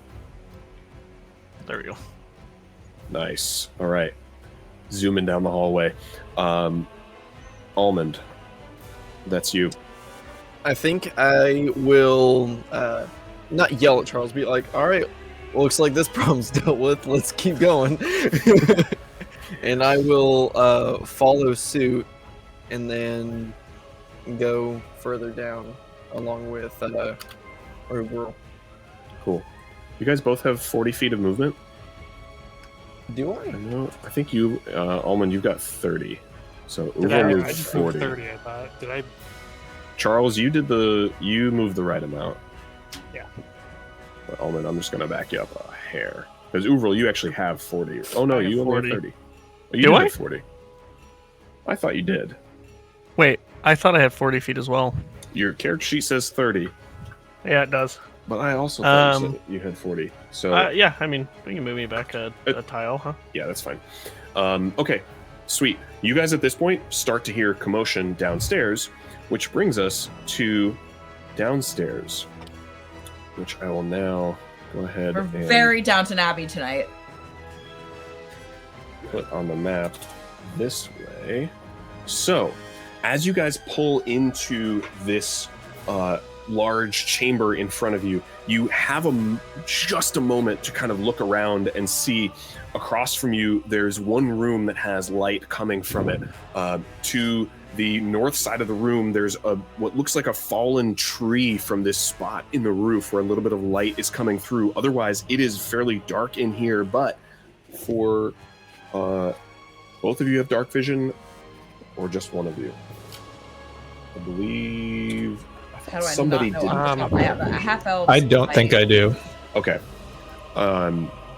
Yeah, Ari does. Oh, I do And actually. I was gonna say Daniel that does. Okay, yeah. feels like dwarves do. So Yeah. both of you with your dark vision, you see the most eye-catching feature of this kind of grand atrium is a huge mosaic on the floor, a disc surrounded by these surrounded by a disc filled with the sky, stars, the sun and moon in the middle, and the red moon Ruidus near the sun, but as a large crescent, the white moon Kapha encompasses most of this mural, and as you have seen before, it is strung as a bow and covered with runes. The symbols, not just of Sehanine the Moonweaver, but you see symbols of ancient recollections of like seeing historical symbols of ancient tribes kind of put together into this giant mosaic, which, by the way, is beautiful art put together by my wonderful wife, Jeanette. I even have the original here that she did for us. Wow. And it's awesome. And I was so excited to be able to build it into this map for you guys. So kudos to her for making that look incredible. However, you have but a moment to appreciate the beauty of this particular structure as you see these orcs seemingly with the bright idea to ambush these strangers that came in the door start to charge towards you. Ari, you have the wherewithal to act first in this situation. What are you doing? All right, so not fun. So we've got the guy that's next to us, and we've got the guy that was behind the door further away. Got it. And then we have the fact that I would love a magic surge once in this game. So, but I don't want to hit Rendell, and I also don't want. I'm assuming that the guy who's next to me is within 5 feet. Yeah. Yeah, that's not the fun. So here's what we'll do. Oh, what was that nice combo I got off? I think I comboed Mind Sliver and Tasha's Mind Whip the last time. So the dark quicken spell for one of those. Yes, from the next saving throw, right? Because Mind Sliver makes it subtract from the next saving throw, and I believe that Tasha's Mind Whip has a saving throw. Yep. So let's go ahead and do that. So we're gonna cast Mind Sliver first. Okay. On the guy that's right next to us. Okay. I can remember how to play on. I believe it's a wisdom save. I can pull up your sheet. First of all, let's start. That was my question. My question is literally how to cast it in the game. If you open your spell book on your sheet, click the little dice, the little d20 next to the name. The little d20 next to the little d20. The little something vial. The little something vial. The little. So I see you have. Got it. Do you have? Oh, you don't have him targeted. So I thought I had him targeted. Click your token and hit T over the enemy. Got it. There we go. Now you have him targeted. I knew it was T. Now you should be able to cast from your character sheet. Always T. There you go. All right, and that, like I said, I believe is a wisdom save against your spell save DC, which is 16, I believe. Highest it can be. Hey, am I still in the game? There we go. It's an intelligence save. That's why I was double checking. Okay. It's an intelligence save, and my spell save. Yes, 16. For this orc, a total of 4 on that intelligence save. So that is going to be a no. So, or take and subtract. So he's taking 1d6. Did it roll the 1d6? No. Not on my screen. I'm going to just roll a d6 if that's okay. Yeah, that's cool with me. So that's 3 points of damage. And then that is going to be... He subtracts a d4. So then I'm going to use Tasha's Mind Whip. And On a failed save, the target's going to take 3d6 and cannot take its reaction until the next turn. So I need it to make another intelligence saving throw, minus 1d4.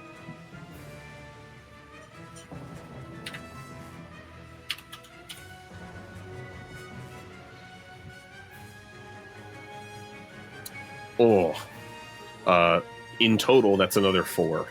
Okay, so that, yeah. The maths. We're happy the maths. And then, because I'm still targeting him. I feel like when it, I don't know. I think if you look in the chat, if you click, I didn't see. Okay, so Tasha's Mind Whip didn't come up in the chat. So you want to hit the button to cast it from your character sheet. Right. And then it'll show up in the chat, and you can click the damage button on it. I remember that now. Yeah, there you go. So that's sweet, and that auto rolled your Wild Magic Surge. No surge. Which we love. And 11 points of psychic damage. Let's go. Nice. Oh, sweet. And when you did it that way, he auto rolled the int save. Oh, sweet. Okay. Yeah.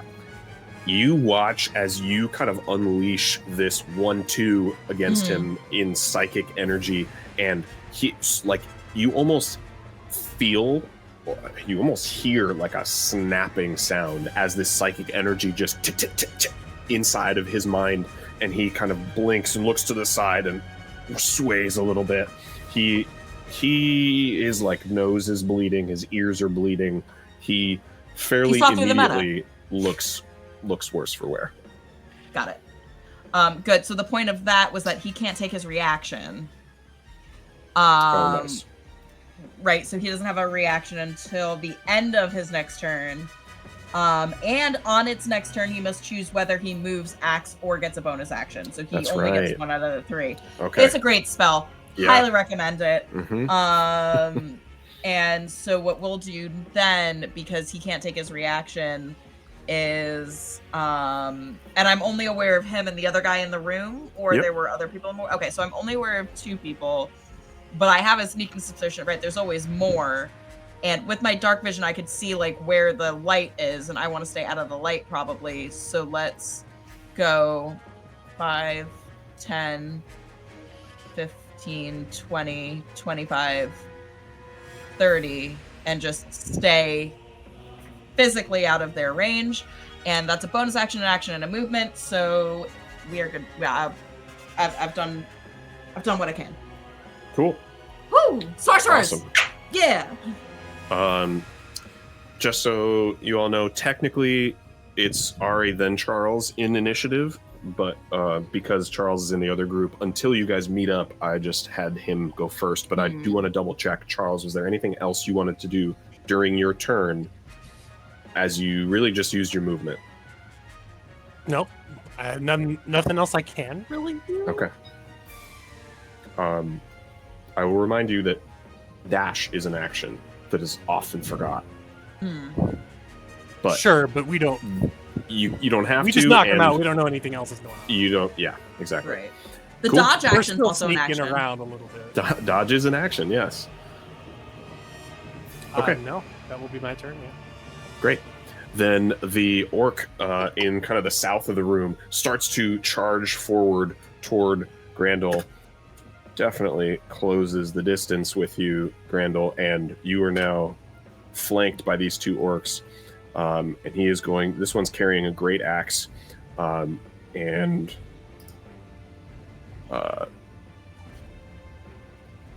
is going to swing at you with advantage. Just raises the axe and comes down, connects with you. That is going to be 12 points of slashing damage from this orc's great axe.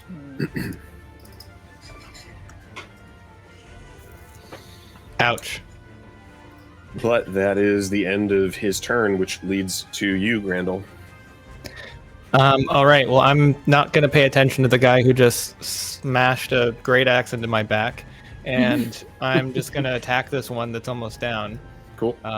So first, I don't feel like I really need to use rage from how bad of shape this orc is already in, so I'm just going to attack with my great axe, or Okay. my what is it? Yeah, you've got a great axe. Yeah, my great axe. It's like a chain of great axes. He hits me from behind, then I hit this orc. Yeah.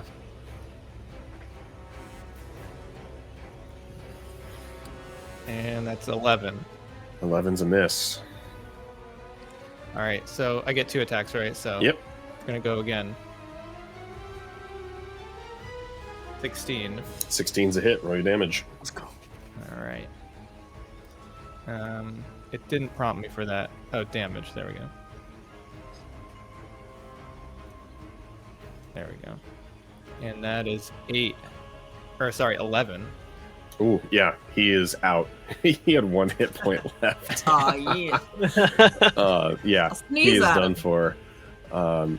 You, with your great axe, the first swing kind of hits his armor, but you can tell it's like he wasn't even really there much, and you just wind up again and nice swing right through the middle, and he goes down. And you can kind of pull your axe back up out of him.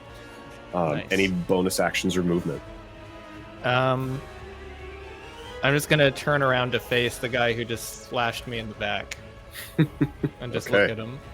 Nice. Grrr. You growl at each other. He does kind of hulk over you at this point.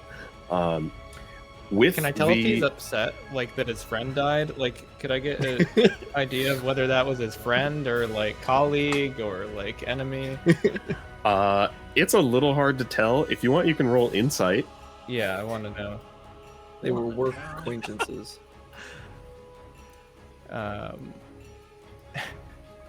All right. That's a 5. Yeah, hard to tell. You despite your proficiency with that great axe, the battle still has you kind of on the back foot with the. Well, I'll say you guys were kind of expecting things in here, but either way, hard to tell. It's an orc. Who knows what they're thinking? Sweet. Well, that is it for round 1, which brings us back to the top with Uvril. Let me get the display up to our group up top, and then Uvril, you can let me know what you're going to do. Do I hear like the clanging of a battle axe and armor downstairs? Absolutely. Okay. Let's see. I can't quite see. I mean, I can tell from where I'm at that there's a stair set. I'm just gonna kind of run down the stair set. Okay. Go for it. How do you want me to, like, how far do you need me to move, technically, to get down the stair Just set? go like into the middle of the stairs, or right there is fine. I'll move you down. Okay. Are you using your movement to get all the way down the stairs, I imagine? Yeah, I'm just gonna go as far as I can. Then you should be downstairs now. Okay, and that door's closed. Yep. Okay. Well. I don't think that there's anything else that I can do here.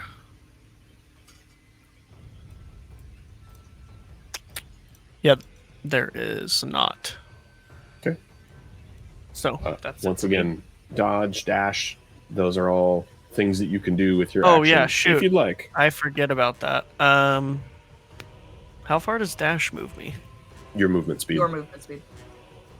Oh, but that So you'll door get is another 30. closed. I mean, opening the door is a free action. You'll get through it. Oh, is it? Okay. Yeah, Yeah. then I'm gonna just dash as far as I can beyond that door. Cool. What a benevolent DM. Door, no problem. Yeah. Yeah, can you imagine? Doors just open. All right, running into the room, you see the situation there, and we'll get back down to you in a moment. Almond, Uvril has just run out the door and down the steps. Yes. Where are you going? So I'm going to move my cat real quick. I'm going to kind of tap Charles on the back and cast guidance on him because I'm Nice. feeling a little generous. So I'm going to, I believe I have to target you to do that, correct? Yeah, And then, hopefully it'll work. I have like a bunch of Foundry plugins in here, and oh, nice. I believe so that then worked. once I do that, I'm going to go downstairs. It's not letting me wanting to move though. So I think I can make it because that's only 5, 10, 15, 20, 25. Yeah, 30 would be getting me to the center of the stairs. Okay. I mean, and I'll say with being able to fly, let's see, 5, 10, 15, 20, 25 gets you there. You can kind of Bet. fly over the edge and head down to the Cool. bottom, and you end up there. And then that would be my turn because it's the full action to do guidance. So I'll stay there until I'm good. Cool.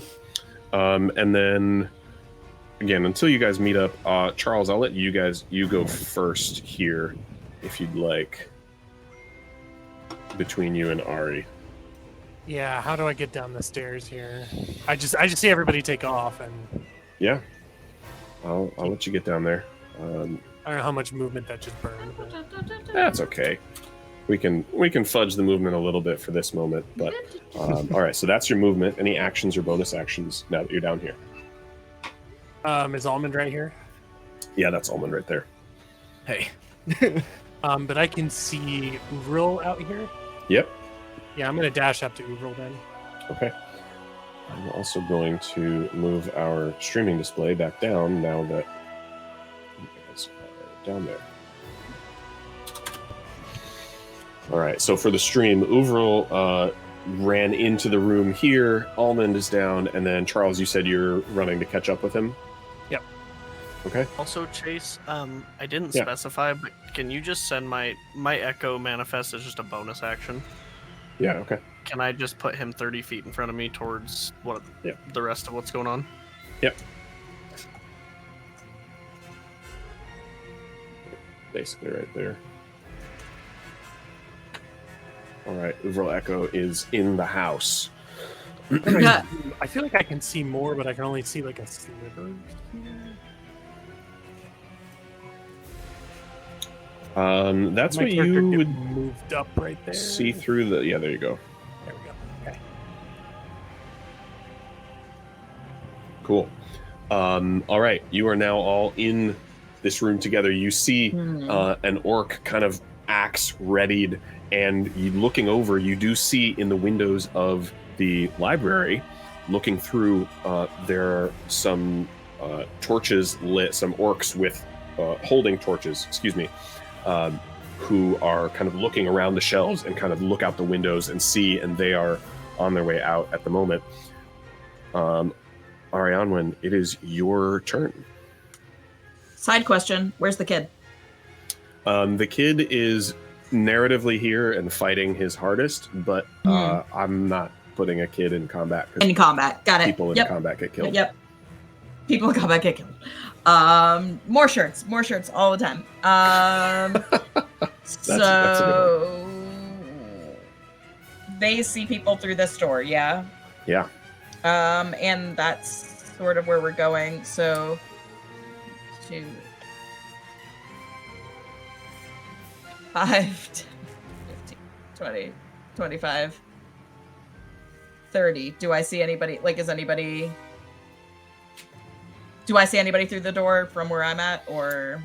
Not from where you are. I mean, you kind of intuit that they're in there based on the fact that the light is kind of moving, and your friends have just rushed down the stairs and are reacting, but and there's still this work on Grendel though, right? Like, yep. Cool. So let's let's conserve some of our energy, and I'm just going to I'm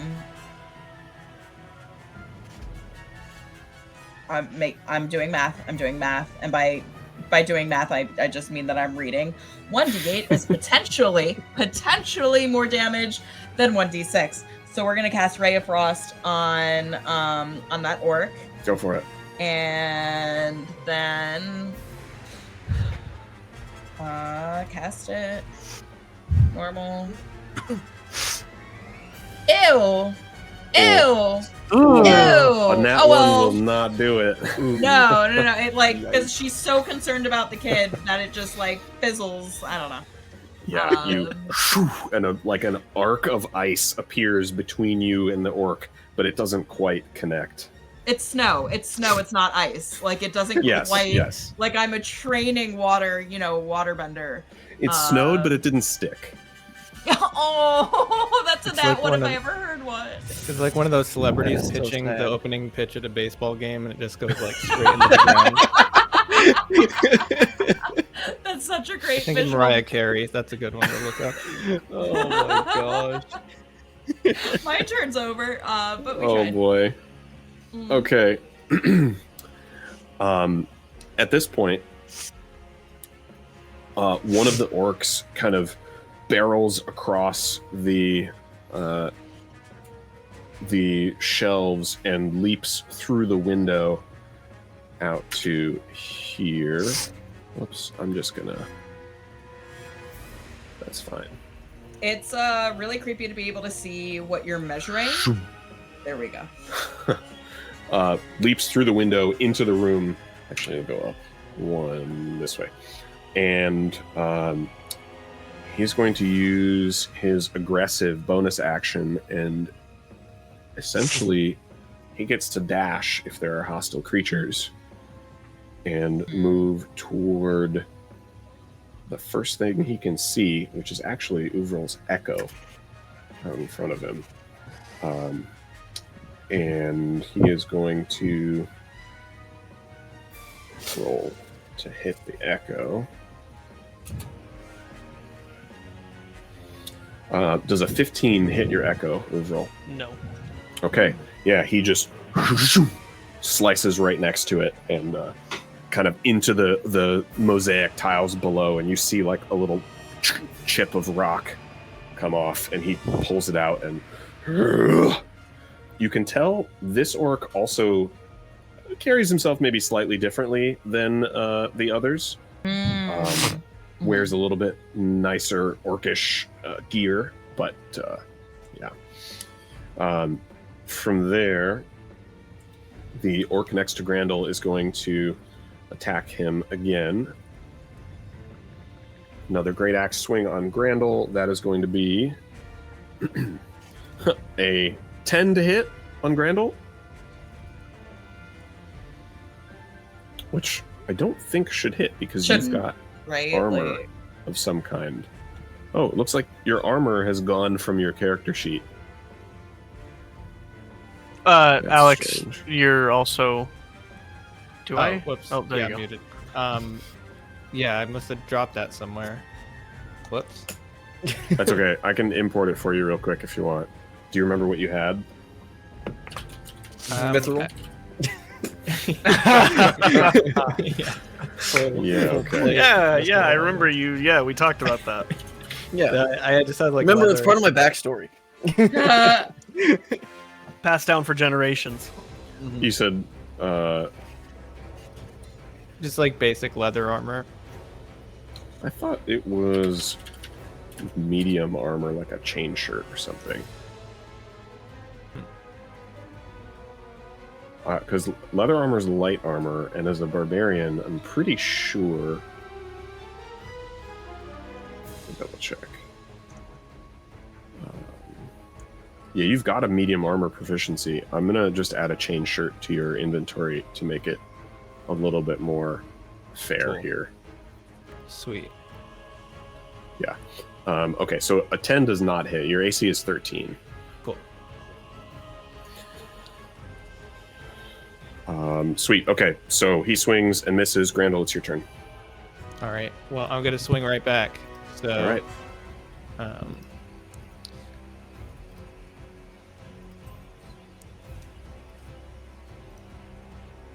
That's a 12. A 12 does not hit. You both. It's like you swing at the same time, and you kind of both wrap around each other and miss a little bit, and step back and get ready for more. Sweet. So let's do it again. All right, go for it. oh, It's another miss. A 10. Yeah. A 10 will 10. not hit. Yeah, again, you kind of and go right past him. Any bonus actions from you? Nope. Okay. Then at this moment, one more orc comes kind of charging out of the library here. 10. And he kind of like pauses for a second in the doorway and looks at Charles a little confused. And like you almost see him just revert to like, I don't recognize you, attack. But it did give him a little pause, seeing kind of familiar looking phenotypes from you. But he will go ahead and take a swing at Charles. That is going to be a 21 to hit. That hits. All right. So hitting you with the great axe, he does 12 points of slashing damage. Watch out. All right, and that will be the end of that round. Top of round 3 with Uvril. It is chaos in here. What are you doing? I am going to. So I'm gonna swing my first attack at this orc that's right next to us. Okay.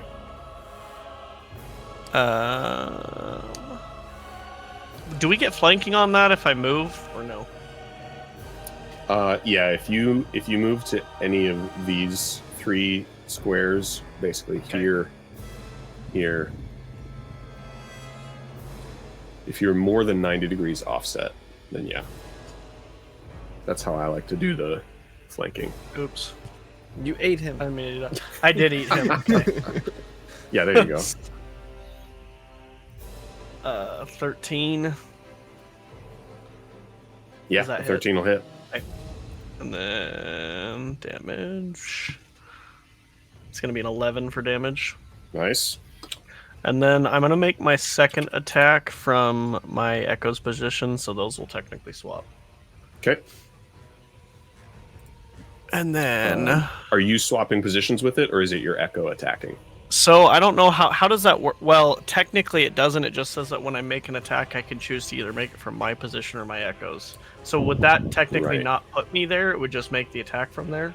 Yes. Kind of like a blink? And there's then we'll do that. And there's a separate feature that lets you attack through the Echo. I'm going to move your token so that Foundry doesn't yell at you for making a melee attack from distance when you target him. Okay. But then we'll move you back. Yeah, what's the save for trying Nat to be 20. consumed? Woo! Let's Nice. Yeah, you're going to crush this guy. He doesn't have that many more hit points than everybody else. 13. Oh, that's so unfortunate. He is still alive. You swing through your Echo, and it does quite a bit, and you see like hide armor and flesh just kind of fly across the room as he's sitting there in front of your Echo, but he's still up and gives a big growl. What are you doing? I don't think this is a bonus action, but I'm going to check. I can't use that again, can I? No.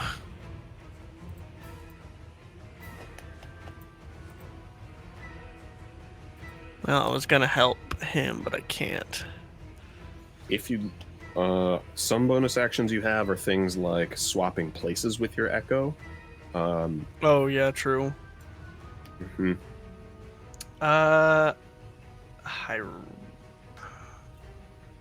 No, I'm gonna stay where I'm at. Okay. Yeah, actually, I'm gonna move this guy just slightly. Oops. I'm gonna move back there. Okay. When am I still? I'm still close enough to not have him have an opportunity, right? Okay. Yep, and that's it for me. Okay, sweet. Almond. All right, I'm going to, I guess, like fly, like probably about. Actually, hold on. It's not letting me do the walking thing again. If you make sure on the left you have token controls selected and select tokens, and then you should be able to do it. If not, you can just point where you want to go and I'll Yeah, I want to move to about like right here. I'm trying to. There we go. And then I'm gonna go ahead and do guiding bolt on this Nice. guy right here. Nice. So that way, if I don't kill him, you get advantage if I make a hit. So I'm gonna cast it at first level. Okay. Soft 20 to hit. Yeah, that'll hit. Awesome. That would be 10 damage. 10 damage is enough to do it.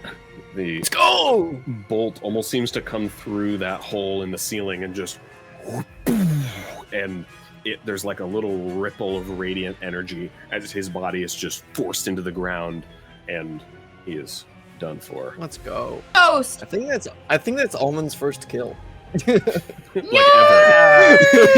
ever in his life. Yeah. So he lets the emotions kind of get through him a little bit. He's like, "Oh my gosh!" And then he moves a little bit closer towards Charles, and he'll just max out his movement as he can. Yeah, I believe you got 5 more feet. Awesome. And then I think that would be my turn. And then Charles, you still have guidance That's on only- you. You got Because that 10 isn't more great feet. That's only concentration. 20 feet of movement. I'm sorry, I measured it wrong. So you can move 10 Okay. more feet if you want. I'll move like right here. Actually, Okay. 5, 10, right? Sure. I'll allow it. Okay. Whoops. I'm sorry, I moved Okay. extra. So there you go. yeah, I still have concentration on Charles, so you still have guidance, and then that would be my turn. Cool. All right. In true initiative order, Ari is next with Charles on deck. Awesome. And that's what we're up to. So she's gonna like look at her hands as if they betrayed her and like shake them out and decide that she's just gonna do something she knows is gonna work, and we're gonna cast magic missile at the she doesn't want at the one that Grendel's fighting. And I just have to spellbook. Spellbook's what we're looking for. I should still have him targeted. I believe you do. Yep. So I'm gonna just cast that just at first level. Oh. That's annoying. Oh wait, no, that's not annoying magic. Wild magic Wild surge. magic! So there should be a button there that lets you roll on that table. On that table that I sent if you want to roll the magic missile damage first, yes, let's do that, and then we will take care of the wild magic surge. And that should. Did that just roll for all of the bolts? No, I believe it just rolled for the first one. Okay, so and you did it at first level? Yeah. Okay, It's so 3 2 more. right? Yep. Yeah. I'm rolling 2d4, and then I just, think it's +2 each, so that's +4. I believe it's +1 each. Oh, is it +1 each? Yeah. I'm mixing up my numbers. All right. So let's double check because I don't want to give. while it to we're you the mathing wrong and way. double checking, I'm gonna do a shameless plug. Dungeon Coach is an amazing YouTuber and supplement writer, and he so we bought it. So I have in my personal collection his Wild Magic Surge table, which is a D300 table if I'm correct. So what we're about to do is I'm going to roll a D20 to see if I get a good, neutral, or bad effect. And then I'm going to roll a D100 to see which of those effects it is. And if you're super crunchy and super amazing, not that non-crunchy people aren't amazing. If you're super, super crunchy and you're into it, it's also organized by the School of Magic that your wild magic will fall into. So did we double check, Chase? Yeah, it's +1, so I just applied it. It's 7 damage total. Awesome. So if I click this, also Chase is amazing at Foundry. Hopefully. Oh Yeah. my god! What happened? Oh my god! God. Oh my That's- god. If that's too much, yeah, I do not care. We can reroll again. No, let's do it. Yes! That's amazing. All All right. right. Do you wanna because the stream can't see what's happening and why we're all Yes, freaking yes. out? Do you want to read for them what Yeah. is happening while I set this up? Whatever I rolled, it says verbatim, you shapeshift into a primal rage-filled adult red dragon. parentheses hostile, attacking the this is the bad part, attacking the nearest creature. Once damage is dealt to break player free, they are back to normal. Target makes wisdom save to gain control over self each turn. So it's sort of, it falls into what is, I believe, would be the neutral category, because it could be bad for my team, but it could also be really good for my team. So yeah. Just do some math real quick to see who's closest. But that's what I really love. Yeah. I'll move it onto your position in a minute. What I'm doing now. I'm feeling like it's the end. This is me. I just By the way, my echo, just because this is what was going to happen, my echo does not count as a creature. Okay, that's a good. So it that's would a good be. thing too. Yeah. Man, this like, orc is God about to damn it. get F up. So I do highly recommend that everybody goes and watches his YouTube video about it, because he also gives some really good tips for DMs on how to use this table and make it feel more balanced or feel more exciting. So for example, right now, me the player, I can read it because we're using Foundry, but if you have this behind your screens, what they recommend is if you think, hey, this is too much danger for the team, it is my decision whether it's a whiz save for Ari, right, for the person, or I just say it's after so many, like you can make a different trigger that untriggers it. You decide how long it lasts. You can decide like certain effects, because really the rule of cool is what matters in D&D. Absolutely. Yeah. So I highly recommend Dungeon Coach again. I'll put him in the I'll put his stuff in the Discord later. Absolutely love his stuff. Absolutely love it.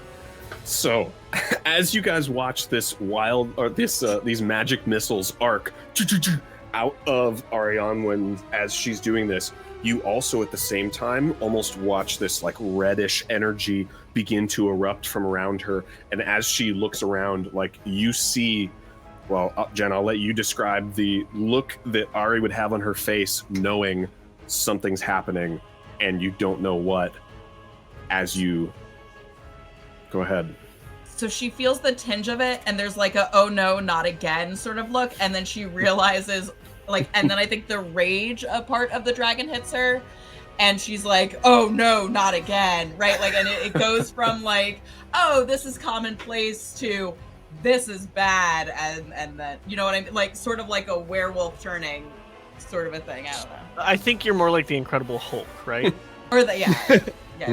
That's So awesome. I'm yes, so happy and right it kind of erupts out of her, and this dragon in its place, in her place, and it immediately attacks the nearest creature, which I believe is the orc that is attacking the echo. That's 20 feet. You know, while I Iris is move in this form, we gotta try to get the trust black dragon here. Oh, Black Dragon! Just rings a bell. All right, and so you should have its full character sheet available to you if you want to take a second to figure out what you're doing. Yeah. So, and I think there's also there. Wait, does she get legendary Oh my actions? God. I'm gonna say no. Okay, I was gonna say.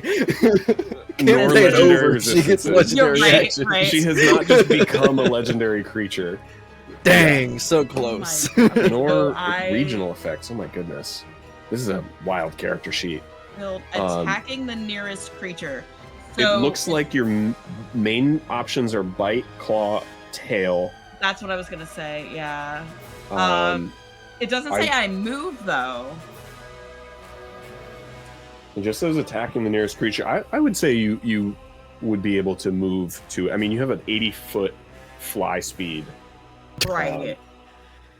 The flavor on this is like Ari's still in there. She doesn't know entirely how to use the wings yet, but she uses them to like jettison herself forwards here. Can she and use multi-attack, Chase? No, I'm gonna say one attack. This One is attack. a freaking CR-17 creature thrown in as an ally for level 5 players. Come on. Does she get frightful presence though? Does she get frightful presence? Because that could be pretty good too. So it doesn't say that you get to use an action. It just says you have to attack the nearest creature. So we'll say so each turn while you're still this dragon, you make a wisdom saving throw to gain control over yourself. Once you gain control over yourself, maybe we'll talk about the other actions if that happens. Oh, but the way otherwise... that I read that was I turned back into myself. But if we want to keep me as a dragon, oh, I see what you're saying. Do you know what I mean? But actually, that's through some doors. Honestly, that makes more sense. Otherwise, this is wildly overpowered for this situation. Yeah. I read it like but a very like cool, a very risky, high level wild shape. So I have a question then regarding that. I know I don't want to keep holding everybody back, but when it says that once damage is dealt to break player free, does that mean that we have to do her HP worth of damage to her in order to, if she doesn't pass the necessary saves? Yes. So if she doesn't pass the saves,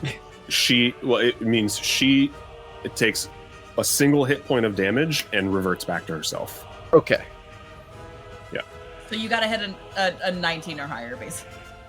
But that shouldn't be. Somebody does. Anybody does. Somebody come get her. Otherwise, she's going to keep attacking. Do it. She's going to keep attacking the nearest my creature. echo with that orc. She's gonna.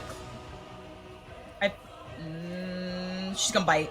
I just because it's funny. Yeah, it's.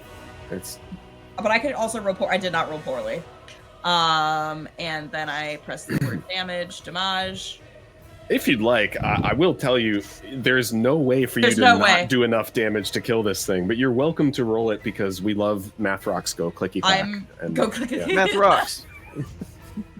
I love throwing my Math Rocks at the table. Pocket Bards love Math Rocks Go Clicky Clack. Oh my. Long-term advertisement commercial idea. Yeah. Percussion made with dice. Nice. Alex, music. get started. Take notes. I'll come over. I'll bring all my. It's the dice trays that make the big difference. Yeah. And I'll bring some plastic, some resin dice, some metal dice, different dice trays, and we'll get started. I pressed damage, but nothing happened. So, is there a way? Does anybody know off the top of their head how much a? Let me just. Bite attack. Bite. Yeah. So 2d10 plus 8.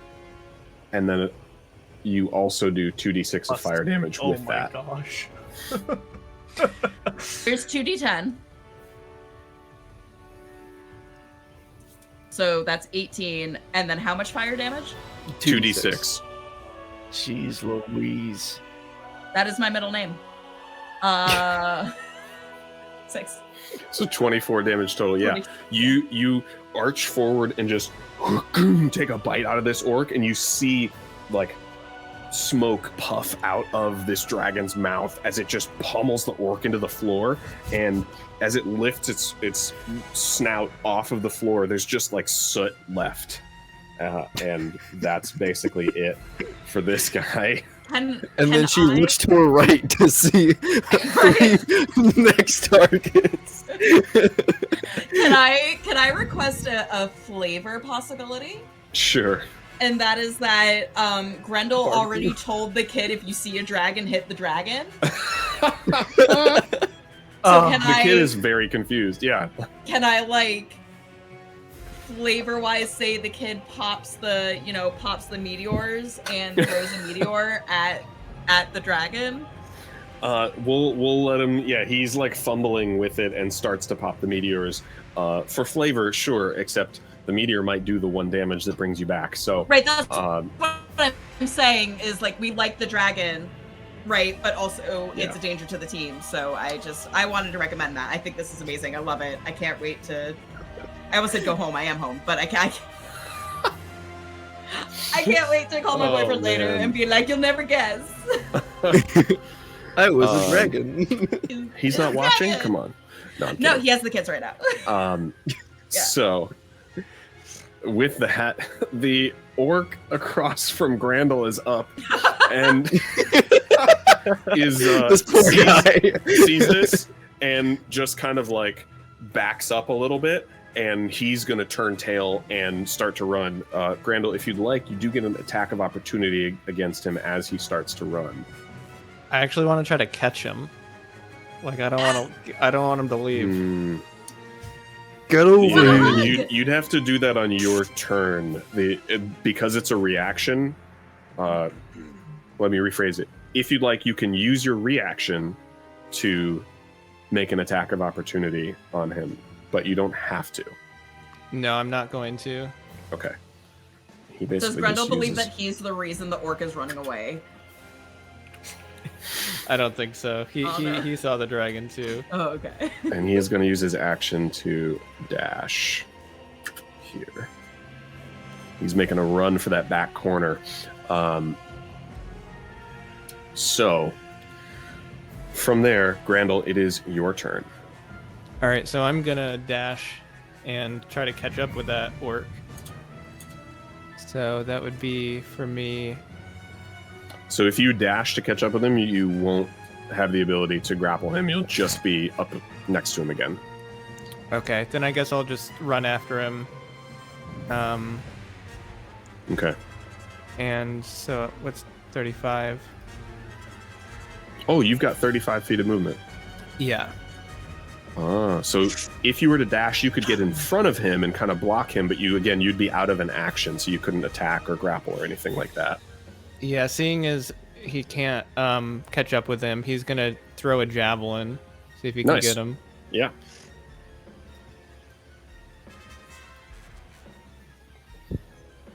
And that's a hit. Yeah, 13 will hit. Roll your damage. 6. 6. So you arc the javelin across the ever closing distance, and it hits him in the back, and he kind of keels over and hits the floor in front of you. Awesome. So I'm going to still use dash and get away from this dragon. Okay. Since you use your attack action, you can't dash. Oh, okay. You yeah. just have, if you'd like, you can make another attack. But that's it. No, I'm just gonna stay here. I think the others are in more danger than me.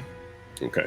Just as a reminder, if you'd like, you could throw your other javelin at the dragon, but Oh yeah. that's your job to decide. Yeah, he doesn't really know about magic, like turning into dragons or anything, so Nice. he doesn't know that dragon might attack us. Okay. It's at this point you all hear a sound from the tower above, next to where the bed chambers were. You hear this kind of, and then as the ceiling above you kind of collapses inward, more trees fall around, and directly into the center of the room, this young black dragon crashes in. Kaiju fight. and- Kaiju fight. Kaiju fight. and looks around, and once the dragon is in the room, you see she still looks injured, but you recognize this as a young black dragon, and of course infer that this is the one who attacked the keep. And she is going to enter combat and roll initiative for this round as well. She rolled high. So top of the round is hers. She is going There's a to. dragon competitiveness in me right now that was like, that biatch. Like, She's she's looking better than me? around and immediately going to move slightly over here, and then she is going to use her breath weapon. I prefer she didn't. Right there. So that is going to be Uvril and Charles. Both need to make dexterity saving throws. You got this, boys. How do I make? I don't remember how to do this. So go to your character sheet under attributes. There's going to be dexterity on the left. Just click the word, and it'll ask you saving throw versus check. Nice, I Charles. rolled a 25. 25. Woo! That's a save. Let's go! There you go. Nat 20. Nice. Okay, so each of you take half, which is you take 12 points of acid damage each as this acid breath just whoosh across the room. And that is going to be her action for this round. So from there, Uvril, you're up. I can still see that orc that was running away, right? Yeah, he did die though. Oh, he died? Oh, okay. Yeah. Grandma Oh, yeah, got I him. see him. Okay, gotcha. So I guess this is a horrible idea, but I'm gonna have my echo come like here as my bonus. Like right. I don't know. Can I do that? I don't know. I don't think I can move that token. I can't. Oh, sorry about that. No, you're good. Like just right in front of it. Okay. Yeah. And then I'm gonna move there, and then we're gonna do an attack from my position.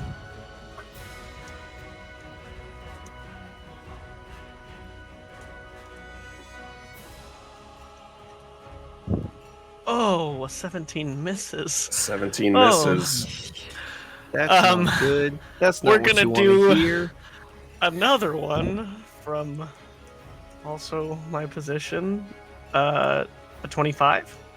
25 misses. No, 25 hits. Okay.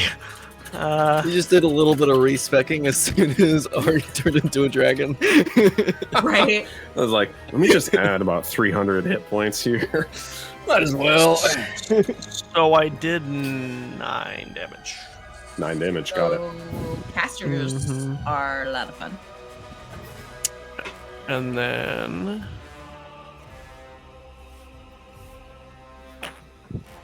man, I'm really scrambling here for something that's gonna save me from this inevitable attack.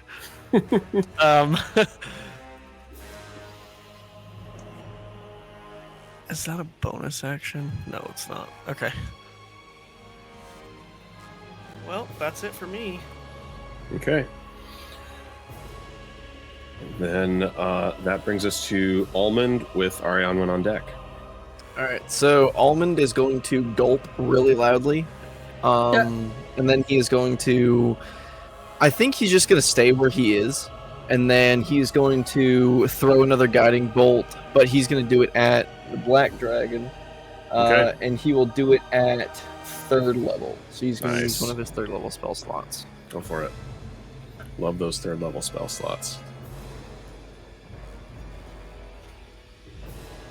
No! That's not what you want to see! Ooh, not on a No. third It's level. going to be a mess. 13 does not hit. I'm sorry. Dang. Alright, well... Good luck.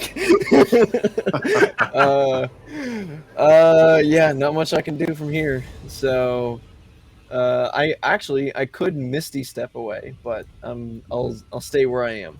So Okay. I will just remind you the layout of the room. You've got that open door to the library to the side. You've got a couple windows. You've got, from what you were seeing before, the dining hall that you came in the first time to the north is kind of through the broken branches. Up Gotcha. above you, you've got allies to the side. You guys do have some terrain, a little bit of terrain here to play with. So Yeah. just keep that in mind. Almond's gonna man up. He's gonna stay in the room and stay in the fight. You know. Sure. All right. Ari, you're up with Charles on deck. Yeah, so we're just gonna keep fighting things because it's fun, and even in her rage, she has realized, nope, that's not what I want. That's right. That does some cool stuff. Go on. I was gonna say, actually, give me. I'll give you the wisdom save from the wisdom last save one. Let's do that first. Yeah. Yep. and I was thinking about it, trying to figure it out. So should it be against my own spell DC, which is a 16? That seems reasonable. I was just looking for that. I was like, it doesn't say the DC. Yeah. Yeah. Cool. A wisdom, but it's a save. Mm-hmm. You can use your There we wisdom, go. not the dragon's wisdom.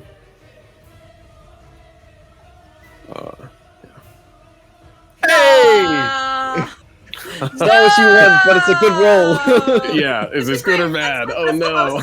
That is the most disappointing nat 20 I have ever seen. The dragon That disappears. is legitimately the most disappointing nat 20. All right. The dragon kind of sinks down, and Ari takes like an exhausted breath before. You have your whole turn. Or yeah, so I'm also gonna flavor it where her exhausted breath, like some smoke and like char comes out. Yes. Let's. I mean, Spits they're out a high. little ash. They're high int characters. But that's that's me speaking, not her. So what we'll do is we're gonna try that 1-2 punch again and see if it works. So I just have to get to my spell book. Because I was fully gonna just fight this other dragon, which is no longer an other dragon, just a dragon. And we're gonna try Mind Sliver first, using the same amount of sorcery points, which I believe is 2. Let me go over to the chat. And so that's an intelligence saving throw, Okay. I believe.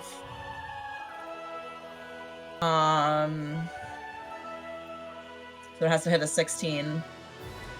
It nat 20. Okay, cool. Well, it does. I need to close Ray of Frost. Give me a second. But we made that our bonus action anyway. So you drive a disorienting spike of psychic energy into the target.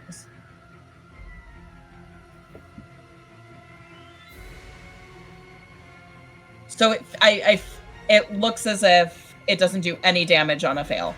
So from what I'm reading, so still disoriented from having been a dragon, she's just gonna ink, I think, and well, let me just see what the damage on this is.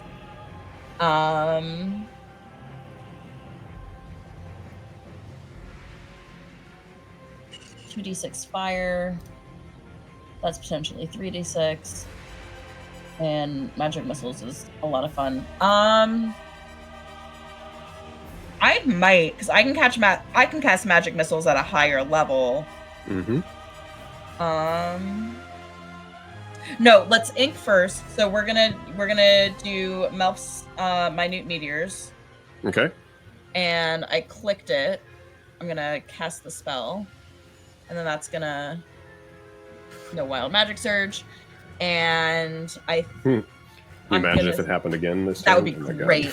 Could you imagine then an into a adult blue red dragon dragon. with the meteors? Also, quick fun fact: this track is called Dragon Battle, Part 1. Oh. I love you, Alex. All right. So when I cast the spell, I can expend 1 or 2 of the meteors, sending them streaking toward a point. So I have 6 meteors in total. So I will expend both. I will expend 2 meteors. Yep. They have to make a saving throw Against your spell save DC. against my spell save DC. So 6. So they have to. So it has to 16 or higher. All right. But I still it'll take damage no matter what. So It's 11. 11. Good. So it's going to take the full damage each creature, but it's also each creature within 5 feet. Is anything within 5 feet? That's my friend. Yeah, Uvril and his echo. I'm sorry, Uvril. So that's a dex saving throw for Uvril. Once a meteor reaches its destination or impacts against a solid surface, the meteor explodes. Is there any way you'd let me aim it so that I wouldn't hit Uvril? Because I can make it explode against a solid surface. Oh, I see. And within, yeah, actually, because this is such a big creature, I'd let you aim it off to the side so you don't hit them. Cool. I'll allow And it. that's going to be fire damage. Cool. I'm just trying to see if it's 2d6 per meteor. That's a good question. I'll roll a first 2d6 while we're looking that up. I would think it is, but yeah, I'll look it up. So it's definitely 8, and we'll see if there's an extra 7 on top of that. I believe it is, because otherwise, what would be the point of expending 2 meteors to do the same amount of damage? That's what I thought. So yeah, 2d6 each. Yep, so that's 8 plus 7. Nice. Yeah, you these meteors, and the dragon reels up, and you watch her react, and she's not happy with those. That's then not she shouldn't have attacked a bunch of elves that just wanted to worship Sehanine and be werewolves. Mm-hmm. Yeah. All right, so that's action and bonus action from you. Any movement? No, I'll just stay right where I am. All right. Charles, you're up with Grandel on deck. Yeah, I'm gonna make some crossbow attacks here. Go for it. Oh, I am not gonna make Ooh, it. yeah, nat 1 won't do it. Still a 10 to hit though, so Which is wild. use my second attack here. I am not having a good night so far. I'm gonna action surge Go for it. and do a third attack. And that's about it, man. That is not what you want to see. Well, if you when action you- surge, yeah, you'll Yeah. get your second again. Yeah. Yeah, you get one more. Oh yeah, that's right. Oh my. Hey! Oh, we I finally Rolled got up a hit. 10. There we go. All right, roll your My turn. damage. Oh, did that hit? Yeah, the 18 hit. Yay! A whopping 6. Hey, 6 is not nothing. You just and finally connect. Yeah, it's amazing. Any bonus actions or movement from you? Nope, that's it. Okay. Grandel. He's like really debating in his mind whether he's gonna just sprint through those doors and run into that room. But seeing as the which way is the dragon facing? Currently facing north, the way that its breath weapon went. Okay.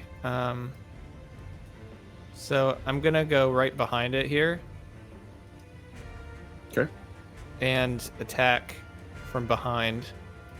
Okay. You have advantage on this attack Okay.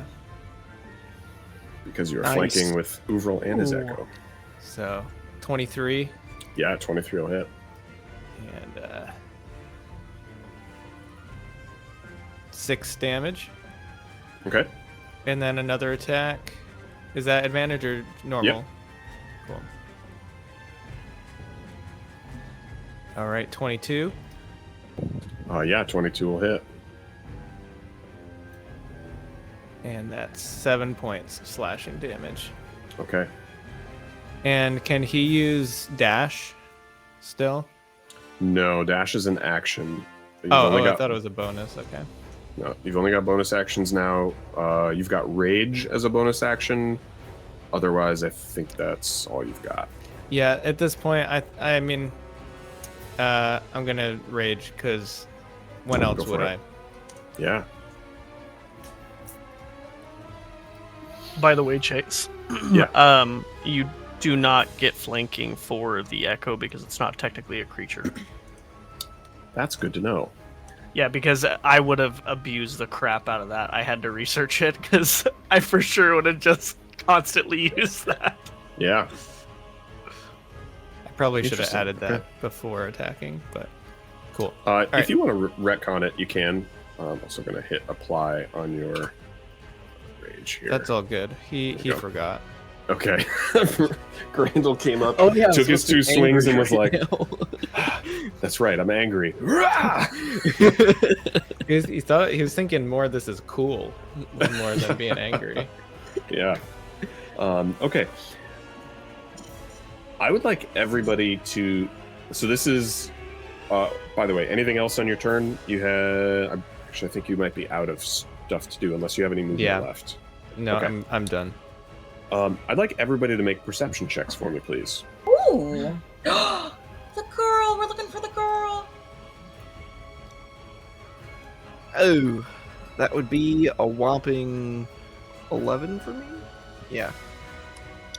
18. Side note, my boyfriend said "whelp" when I told him I turned into a dragon, and "aw" when I told him I was no longer a dragon. It's a 5 for me. Yeah, 5. Not quite. Okay, looking at the scores here in the chat, I believe Charles had an 18. Everybody else had much Grandel lower than 13. that. Okay, so Charles, you're the one who sees this. You notice as the dragon is like fighting and these blows are landing, you, like, in the midst of this noise and chaos, you almost hear rasping screams, and the dragon, like, as this like kind of noise kind of happens from the fight, you watch, it's not coming from the dragon, but the dragon like reacts to it, and then in the midst of the fight for like half a second you see it pause as if she's listening, and then continues to fight.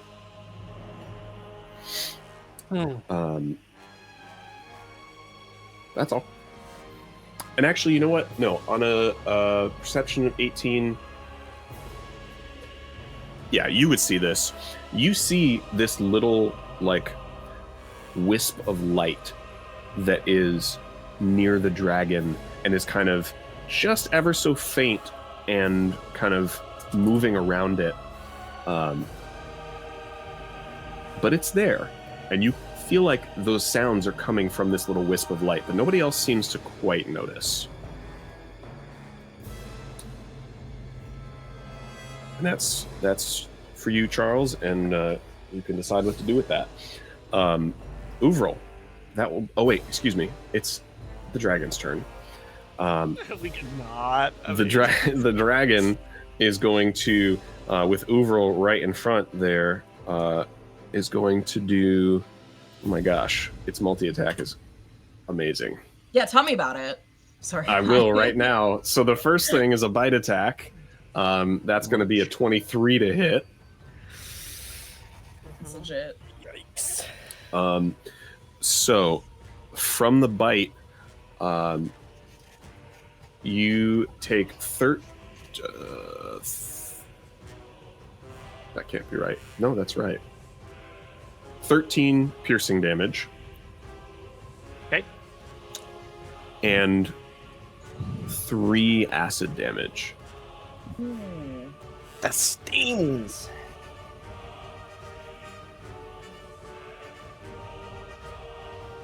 Okay. Yeah, there we go.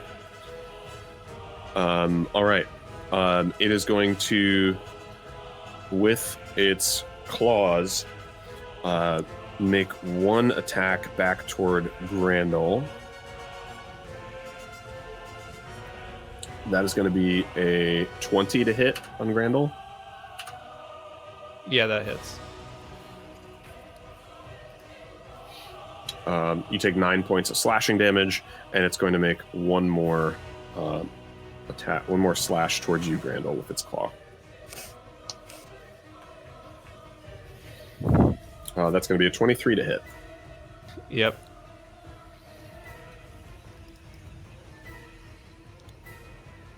You take 9 more points of slashing damage.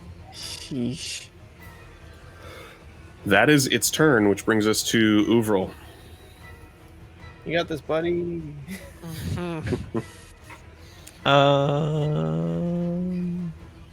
Or you just had to pass that wisdom save, didn't you? I know. I'm not even a high wisdom. I don't even have a high wisdom. It was just a nat 20. You just So had I'm to be gonna smart. Nat 20. use my bonus to use second wind. Okay. A little bit of All healing. day.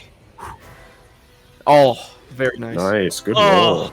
15. Max healing from that. That's awesome. That's what you want to see.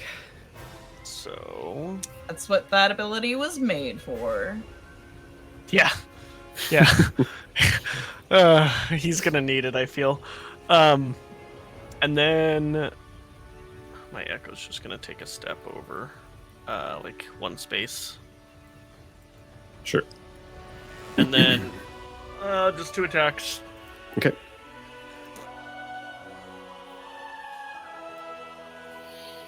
Oh wait, that would be with advantage though, right? Because Yep. okay.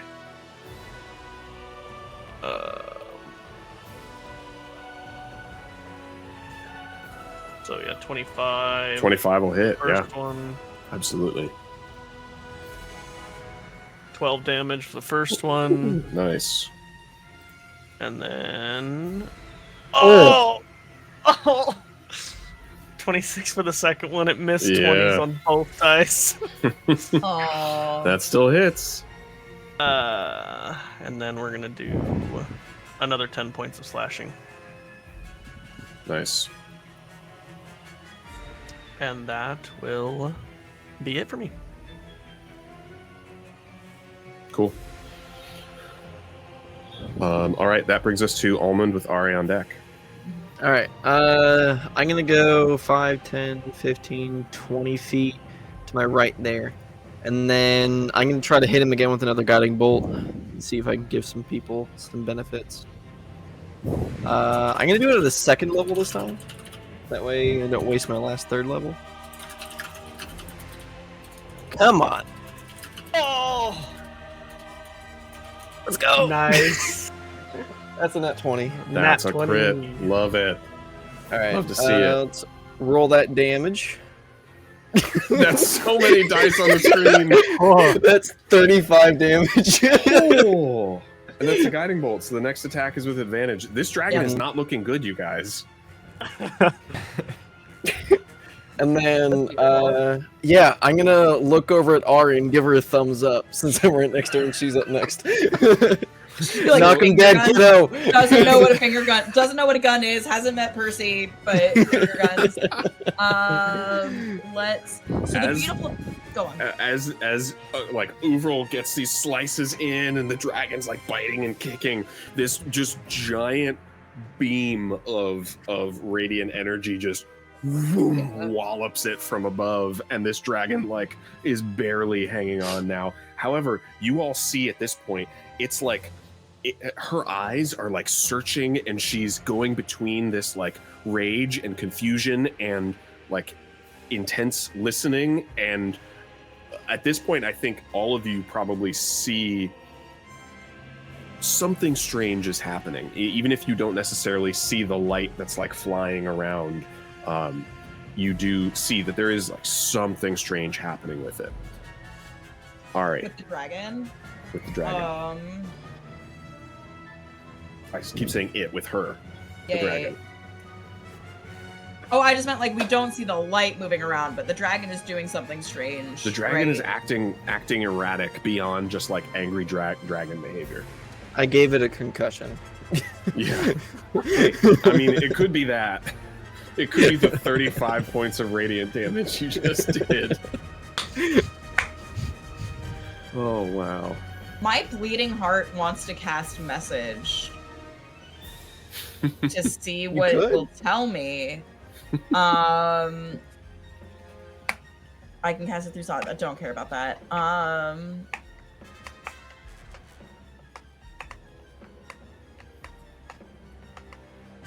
Let's try, because that if a dragon is scared and confused of something, it means that the dragon's not the biggest threat. You know what I mean? So let's just be fun, and I'll cast message as my action to ask what's going on and why it seems so scared and confused. Okay.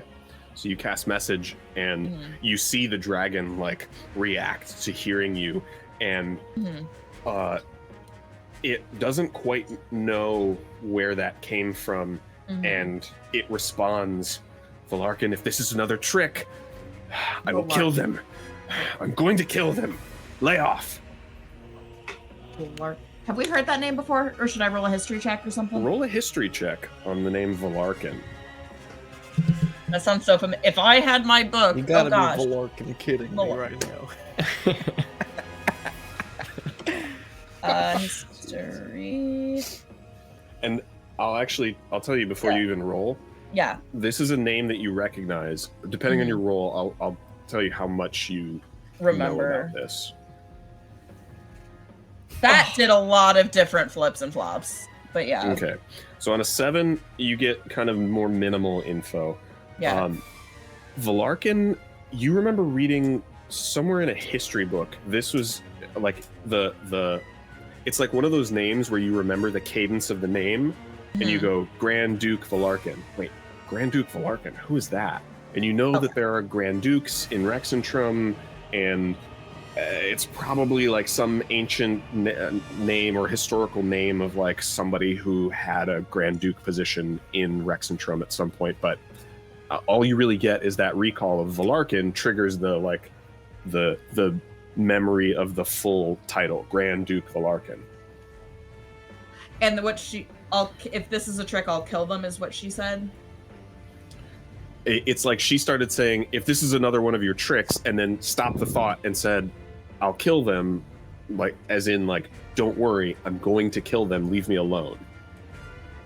Okay, so then I'll just throw 2 more meteors at her. Sure. Oh, well, we don't want that to happen.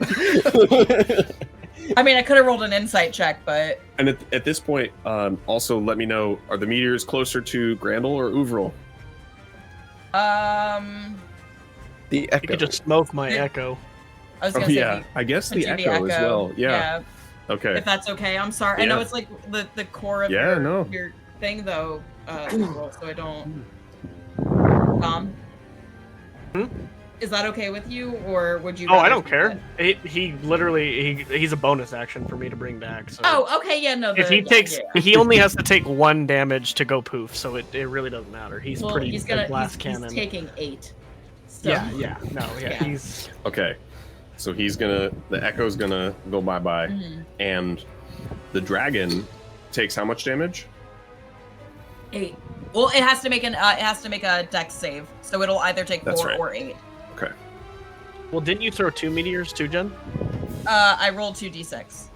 Oh, it's 2d6 per meteor. 2d6 per, yeah. So another 2d6.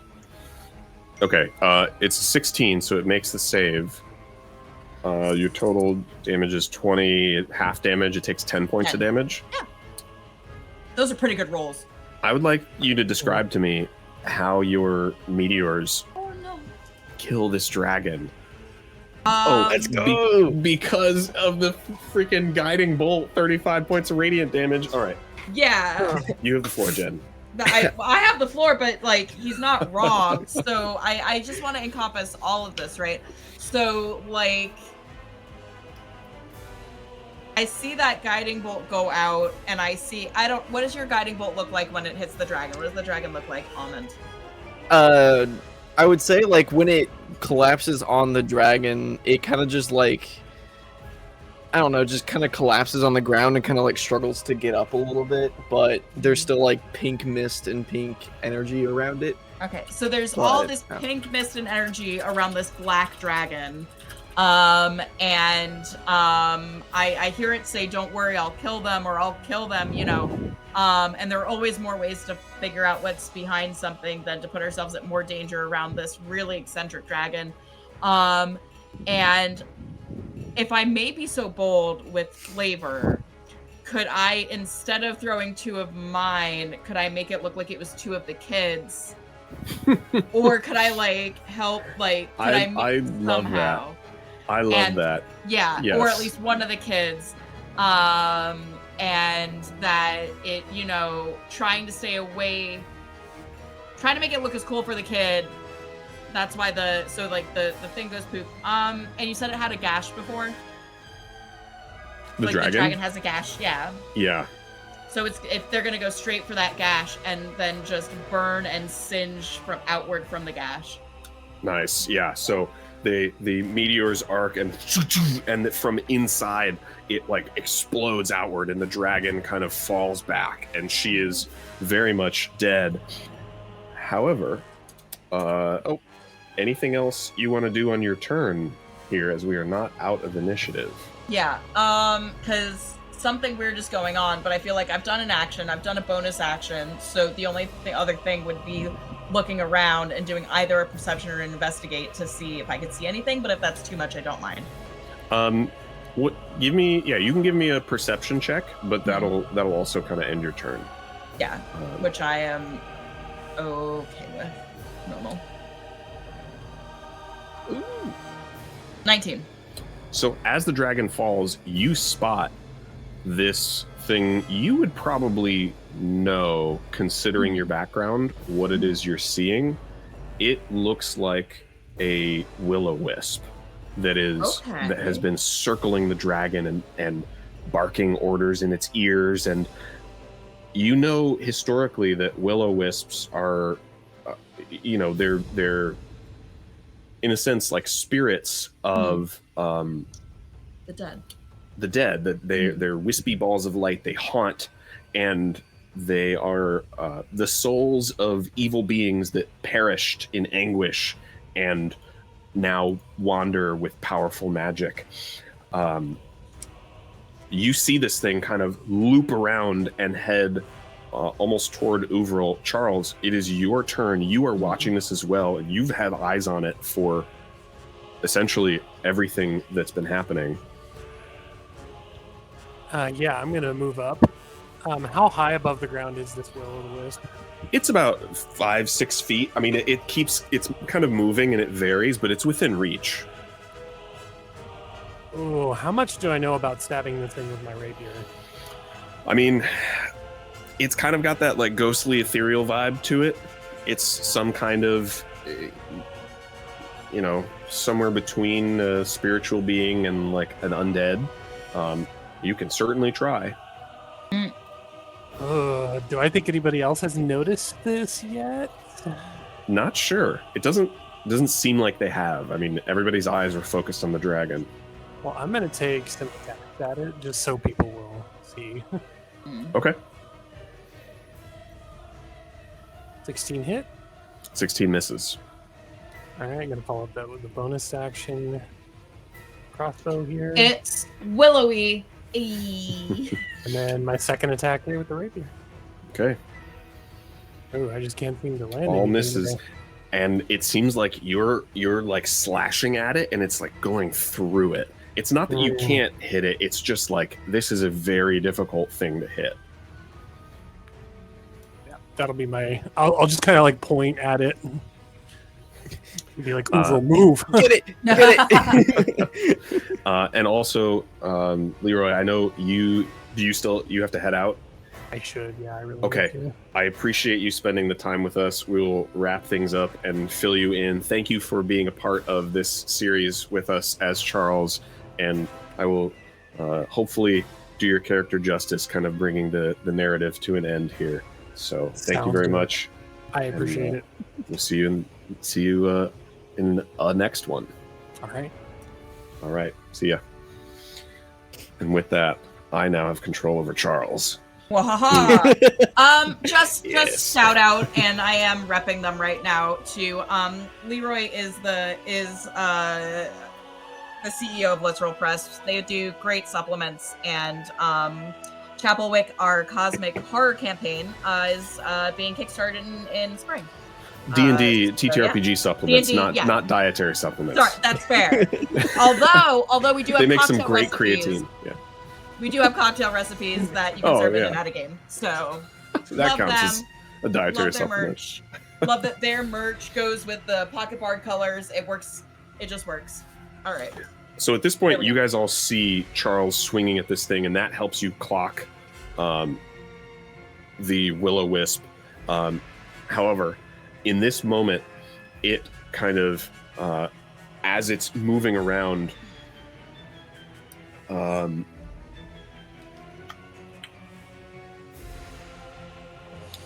it is going to use its action to cast, to use its shock attack on Uvril, because it is, you are right there.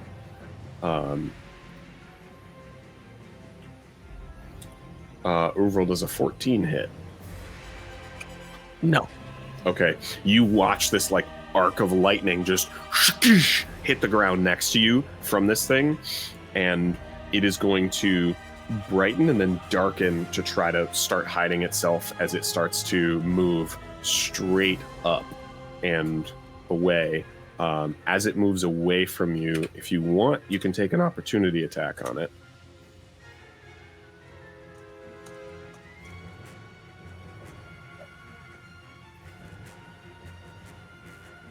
That's Oh. nat 20. Let's Nat 20 will go. hit. Damn. Yeah. That's the fourth one tonight. I know. They were warming up. The Jeez. dice were warming up. We're Yeah. ending with 19 a flashing. bang tonight, man. 19. They were doing their Oh my stretches, God. their calisthenics, if that's right. I don't know if that's right. Calisthenics, yeah. Okay. Let's do it. You take a big good hit with this thing, especially Moon Petal does magical slashing damage, doesn't it? Yeah, I believe. I don't actually, know. Yeah, no, I don't doesn't- have the full doesn't matter. stats for it. Doesn't matter. So this thing starts to move straight up and is starting to move out. Grandel, it is your turn. Anything that you are doing in this moment, Oh yeah, I'm throwing a javelin at it. go for it. Is it advantage because it's moving upwards? No. All right. Good try though. Alex has become a real TTRPG player. Is it an advantage Yeah. because of this thing I want it to make the advantage? Yeah. Hold on, my javelin isn't working for some reason. Give me a sec. My hotkeyed version of it. Oh, And my hotkeyed spells were tricky too. make sure you've got your token selected. Make sure you've got the right thing targeted. Oh, I didn't target him. That'll do it.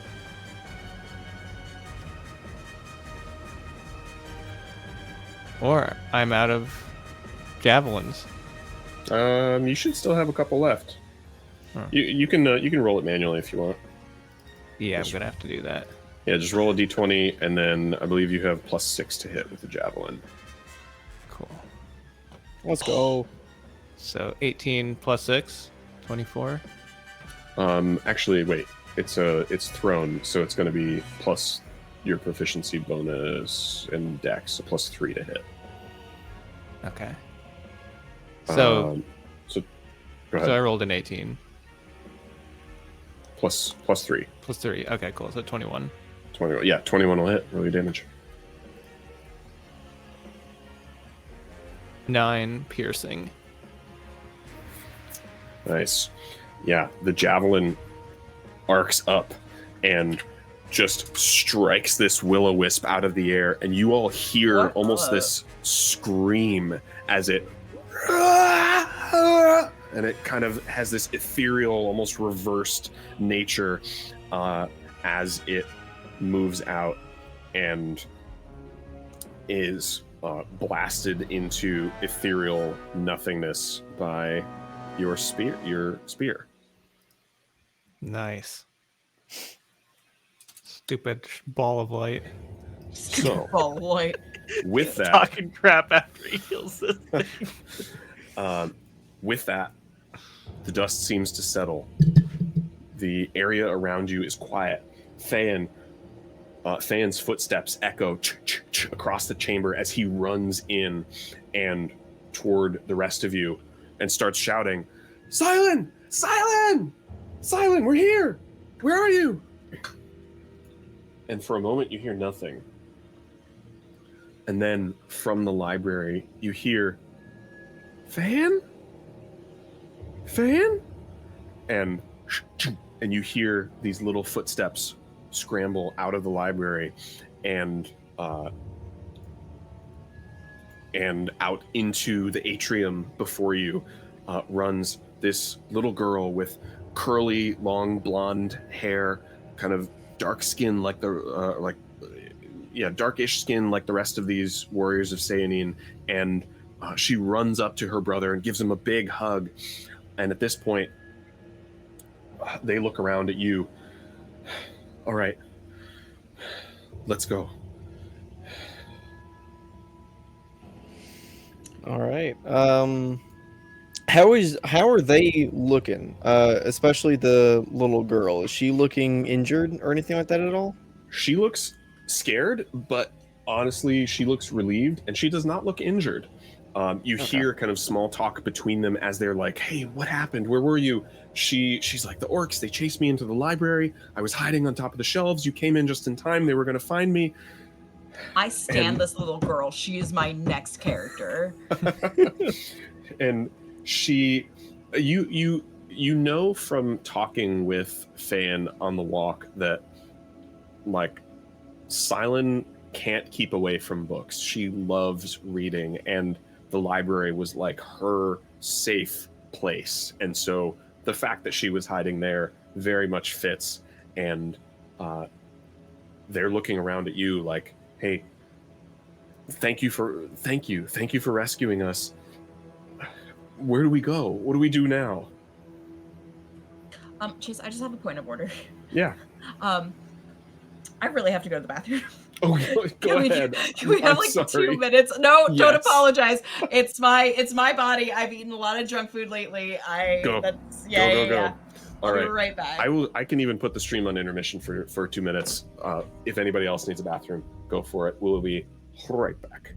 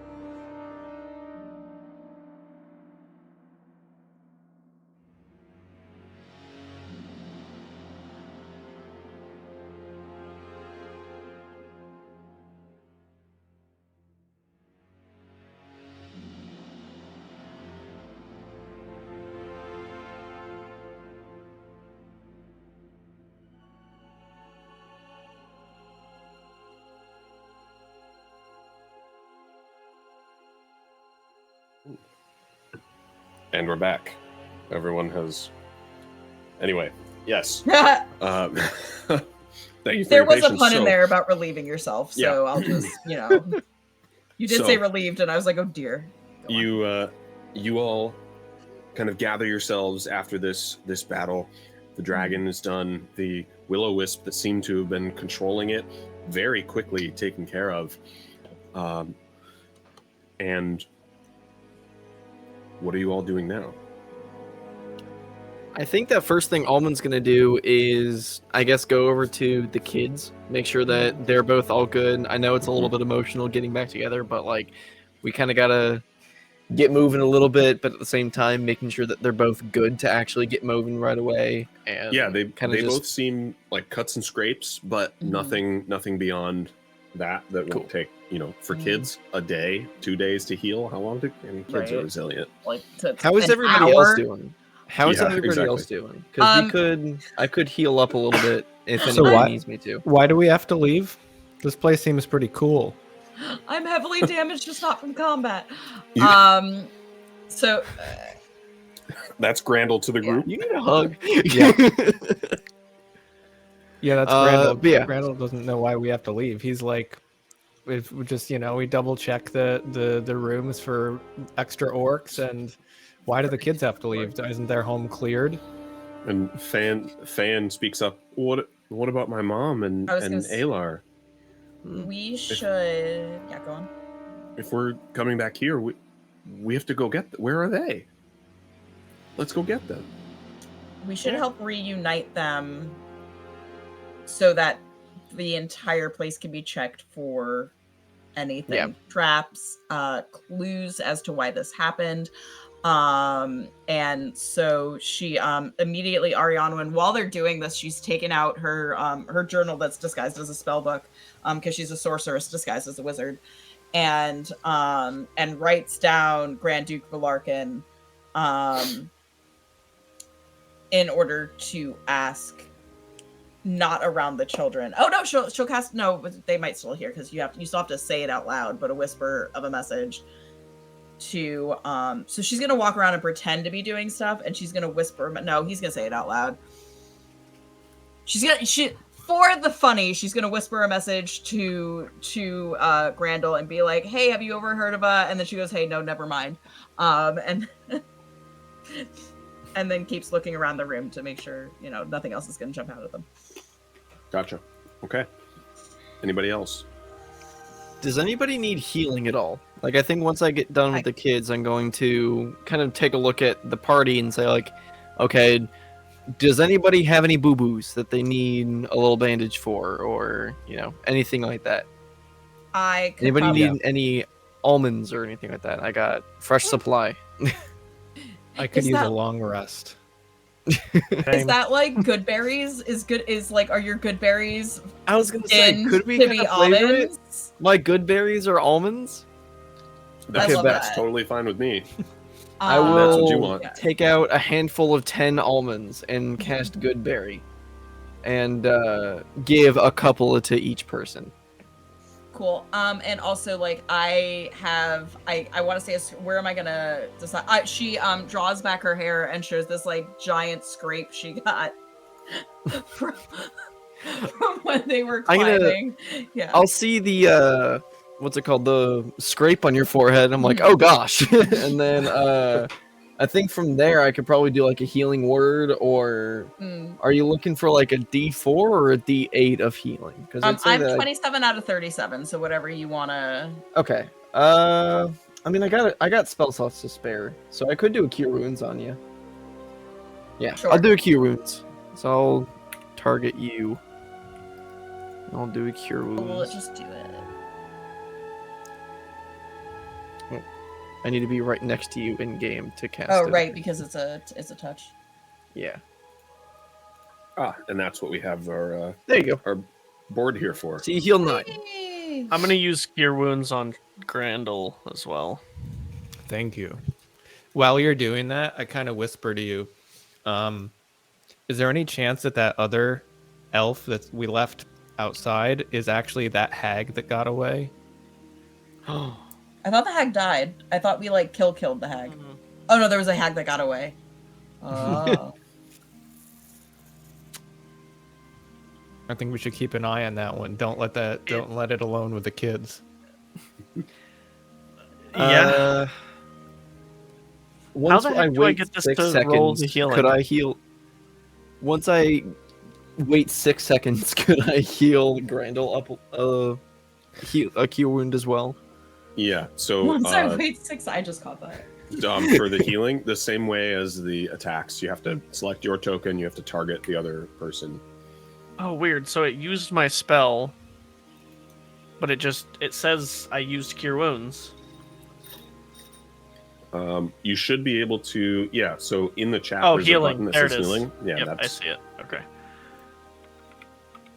Oh, that's Nice. really shitty. Alright. This is my last level 2 1 points. spell slot at least. But I think we'll be fine. Don't be suspicious. Don't fail. Can I also Oh, use what was that? healing? Charles Hands? healed 6. got it. I'm gonna use Healing Hands as well. I have a mess kit. What does that do? It lets you eat food out of a container with utensils rather than off of the floor. He 5 hates getting his more. hands dirty. Alex. Oh, thank you. Mm-hmm. Yeah, a mess kit is usually like a travel bowl and spork and that kind of stuff. Cool. Well, I guess sometimes mess kit also includes like your toothbrush, your shaving supplies, your like that kind of stuff. Could I go ahead and I know we're out of combat and stuff right now, but I'm gonna go ahead and bless Overall Grandel and Ari because I can choose up to three creatures within range. So I'm gonna break concentration on guidance and cast that. I didn't mean to cast out myself. What? It does. So you're doing bless. So Yeah. if you target all 3 of them, then click apply active effects in the chat window. Unless you don't see that. Yeah, there you go. Did I do it? Now everybody's blessed and you're concentrating. Yep. Awesome. You're welcome. Okay. So, are you guys are staying here? You're heading back to get them. What's the kind of overall plan for how you, now that you have done what you set out to do, how you end this portion of the adventure? Grandel wants to sleep. And Almond's right there with you. we want to reconnect the kids with their mom, and then have. Is the mom and her 2 friends the only ones left of the Warriors of Sehanine? Is that confirmed? Yeah. Wow. So That's yeah, it. so we don't want to leave the kids here. So I guess we want to maybe smash cut into a long rest and then travel through the forest with the kids, keeping an eye on Fiven. I have to Yeah. actively remember his name. You mean So- the hag? We will- We will conclude thus. You all head out, find that at the bottom of the cliff, Fiven is nowhere to be seen. All right. You continue It's your the hag. trek back toward the city. You take your long rest on the way, probably several on your trek back to Rexentrum. And upon re-entering the city, head back to Brinsworth Manor and find Leah and Alar there. Leah is looking much better, and she is just overjoyed to see her children. Like, even through the pain of her recovery and everything, she is full of tears. It is a joyous reunion, and everybody is, it's absolutely the conclusion that she was looking for as far as finding her children. Her son Fiven, tells her however- that he killed a dragon. Yes, and she kind of says, "Of course you did," and very much thanks you guys for everything. And Fiven is not present, however, and asking about him, Alar confirms that the story he gave you was true. That he, shortly after you left, he kind of got into a little bit of a not a frenzy, but he started to have this he was acting a little bit erratic and said he needed to head back. It's his job to preserve the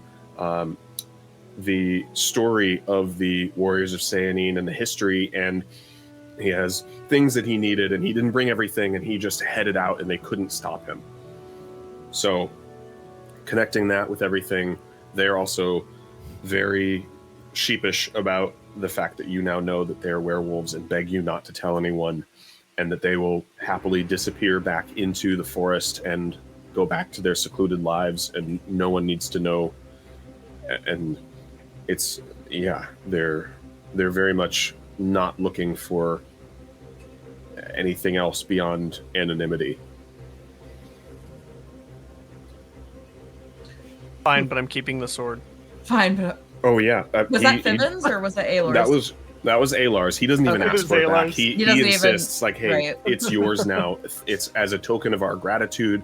We don't have money to pay you. We, anything that you need, we are here for you now. Give Almond's me. gonna give Uvril a fist bump for the cool sword. It's more, Roll two nat Tom 20s. needs to go downwards and Almond goes up. It's like He kind of just Here, flutters up. Doink. On the stream, I need to go this way, and then Dom needs to go to his other side. Yeah, there you anyway, go. go on, Chase. You look like you were looking for something. There you go. Ari, at some Yeah. point, do you do anything about the? How do you proceed with the little bit of knowledge of Grand Duke Valarkin? Are you? Yeah. Yeah, go So it's a shame Leroy had to leave.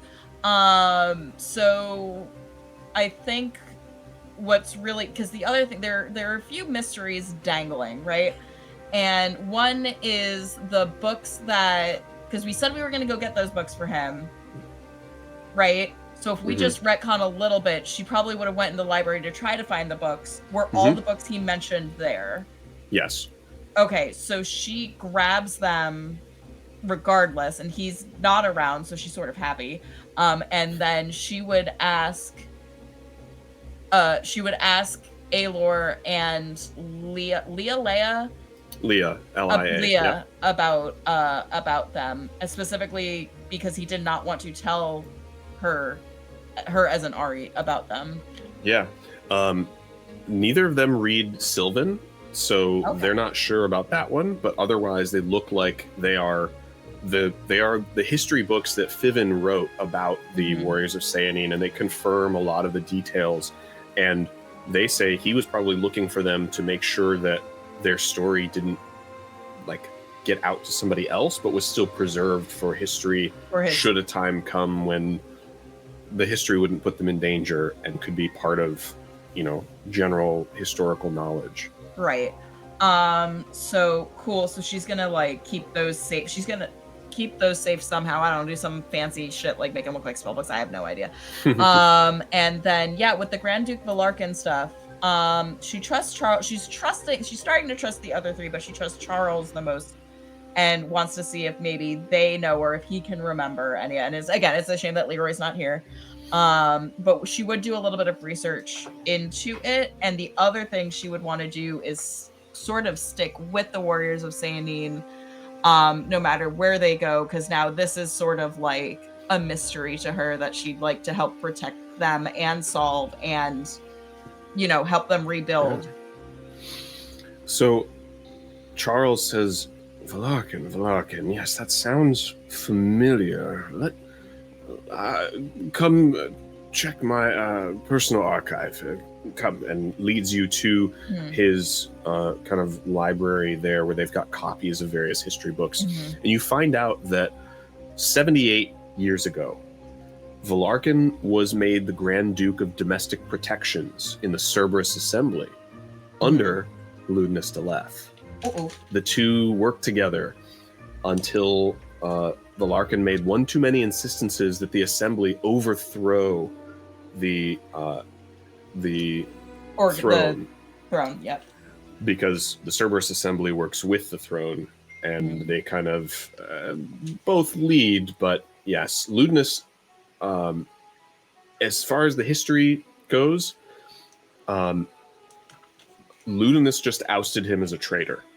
Valarkin fled, and that was the last anyone heard of him until it was rumored that there was a coup against the crown in Rexentrum about 50 years ago that was defeated, but it was rumored that Valarkin was the one behind that, because it was a couple years after this ousting. But he fled with a mercenary general into the Promo wilderness about 50 years ago, and had not really been heard from since. Random question: do we have like a race or a species, rather, since species is our new way of talking about race in D&D? Yes, he's one of them for sure.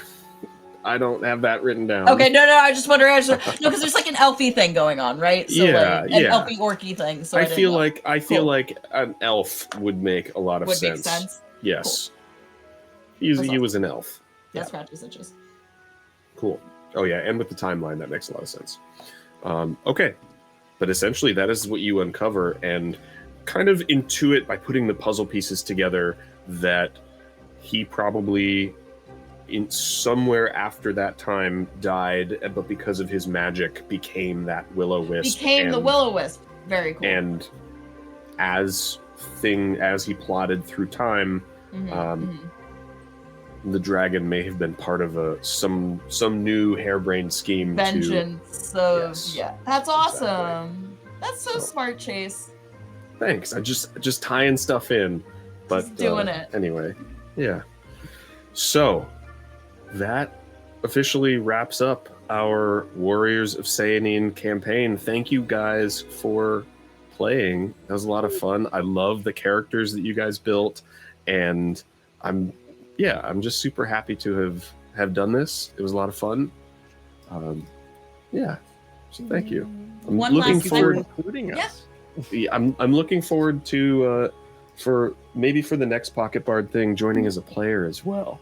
I will be on top of that for you. Yeah. So just for anybody, I was just checking the numbers. We're still going strong, unless it's. No, we're still going strong, because I just saw Chase itches nose. So yeah, those numbers are live. Sweet. Thank you, everybody, for being here. Thank you for being here. We have a lot of plans in the works. Actually, Alex and I are going to sit down very, very soon to talk about what 2024 for Pocket Bard streaming looks like. We're going more in the directions of like one-shots, very small, having some guest DMs that already use Pocket Bards on their streams. So if you are a DM who uses Pocket Bard and you stream, feel free to reach out to me. I'm in the Pocket Bard Discord. I'm at Jenga D, JENNG as in God, A, D as in David. And and it's very exciting. I know we've got Justin from -2 Charisma, and gosh, I forget his other project. He's got so many projects. He's amazing. He really wants Amateurish Productions. He really wants to do some seafaring stuff. So, and I'm pretty sure when he said I want to do seafaring stuff, it was an offer to DM. So we will totally get you in on that, Chase. If not, we will volunteer him too. We will volunteer him. You know what? I'll volunteer myself to DM. Yeah. It might not be on Foundry, but if Justin's not DMing, I will volunteer that I will volunteer. It's not even telling. Cool. One last time, Chase, can we shout out the people who wrote the module it was based on? The module is called Warriors of Sehanine. I adapted it to the Exandria setting just because that was something. Anyway, but the original authors Florian Emmerich, JVC Perry, Ashley Warren. Appreciate you guys having this out there and available, and yeah, it was a lot of fun to DM and play through. Cool. Well, thank you to all, and to all a good night, as it's said. Appreciate you guys for watching, and see you in the next one. Bye bye. See you next time, guys. Thanks.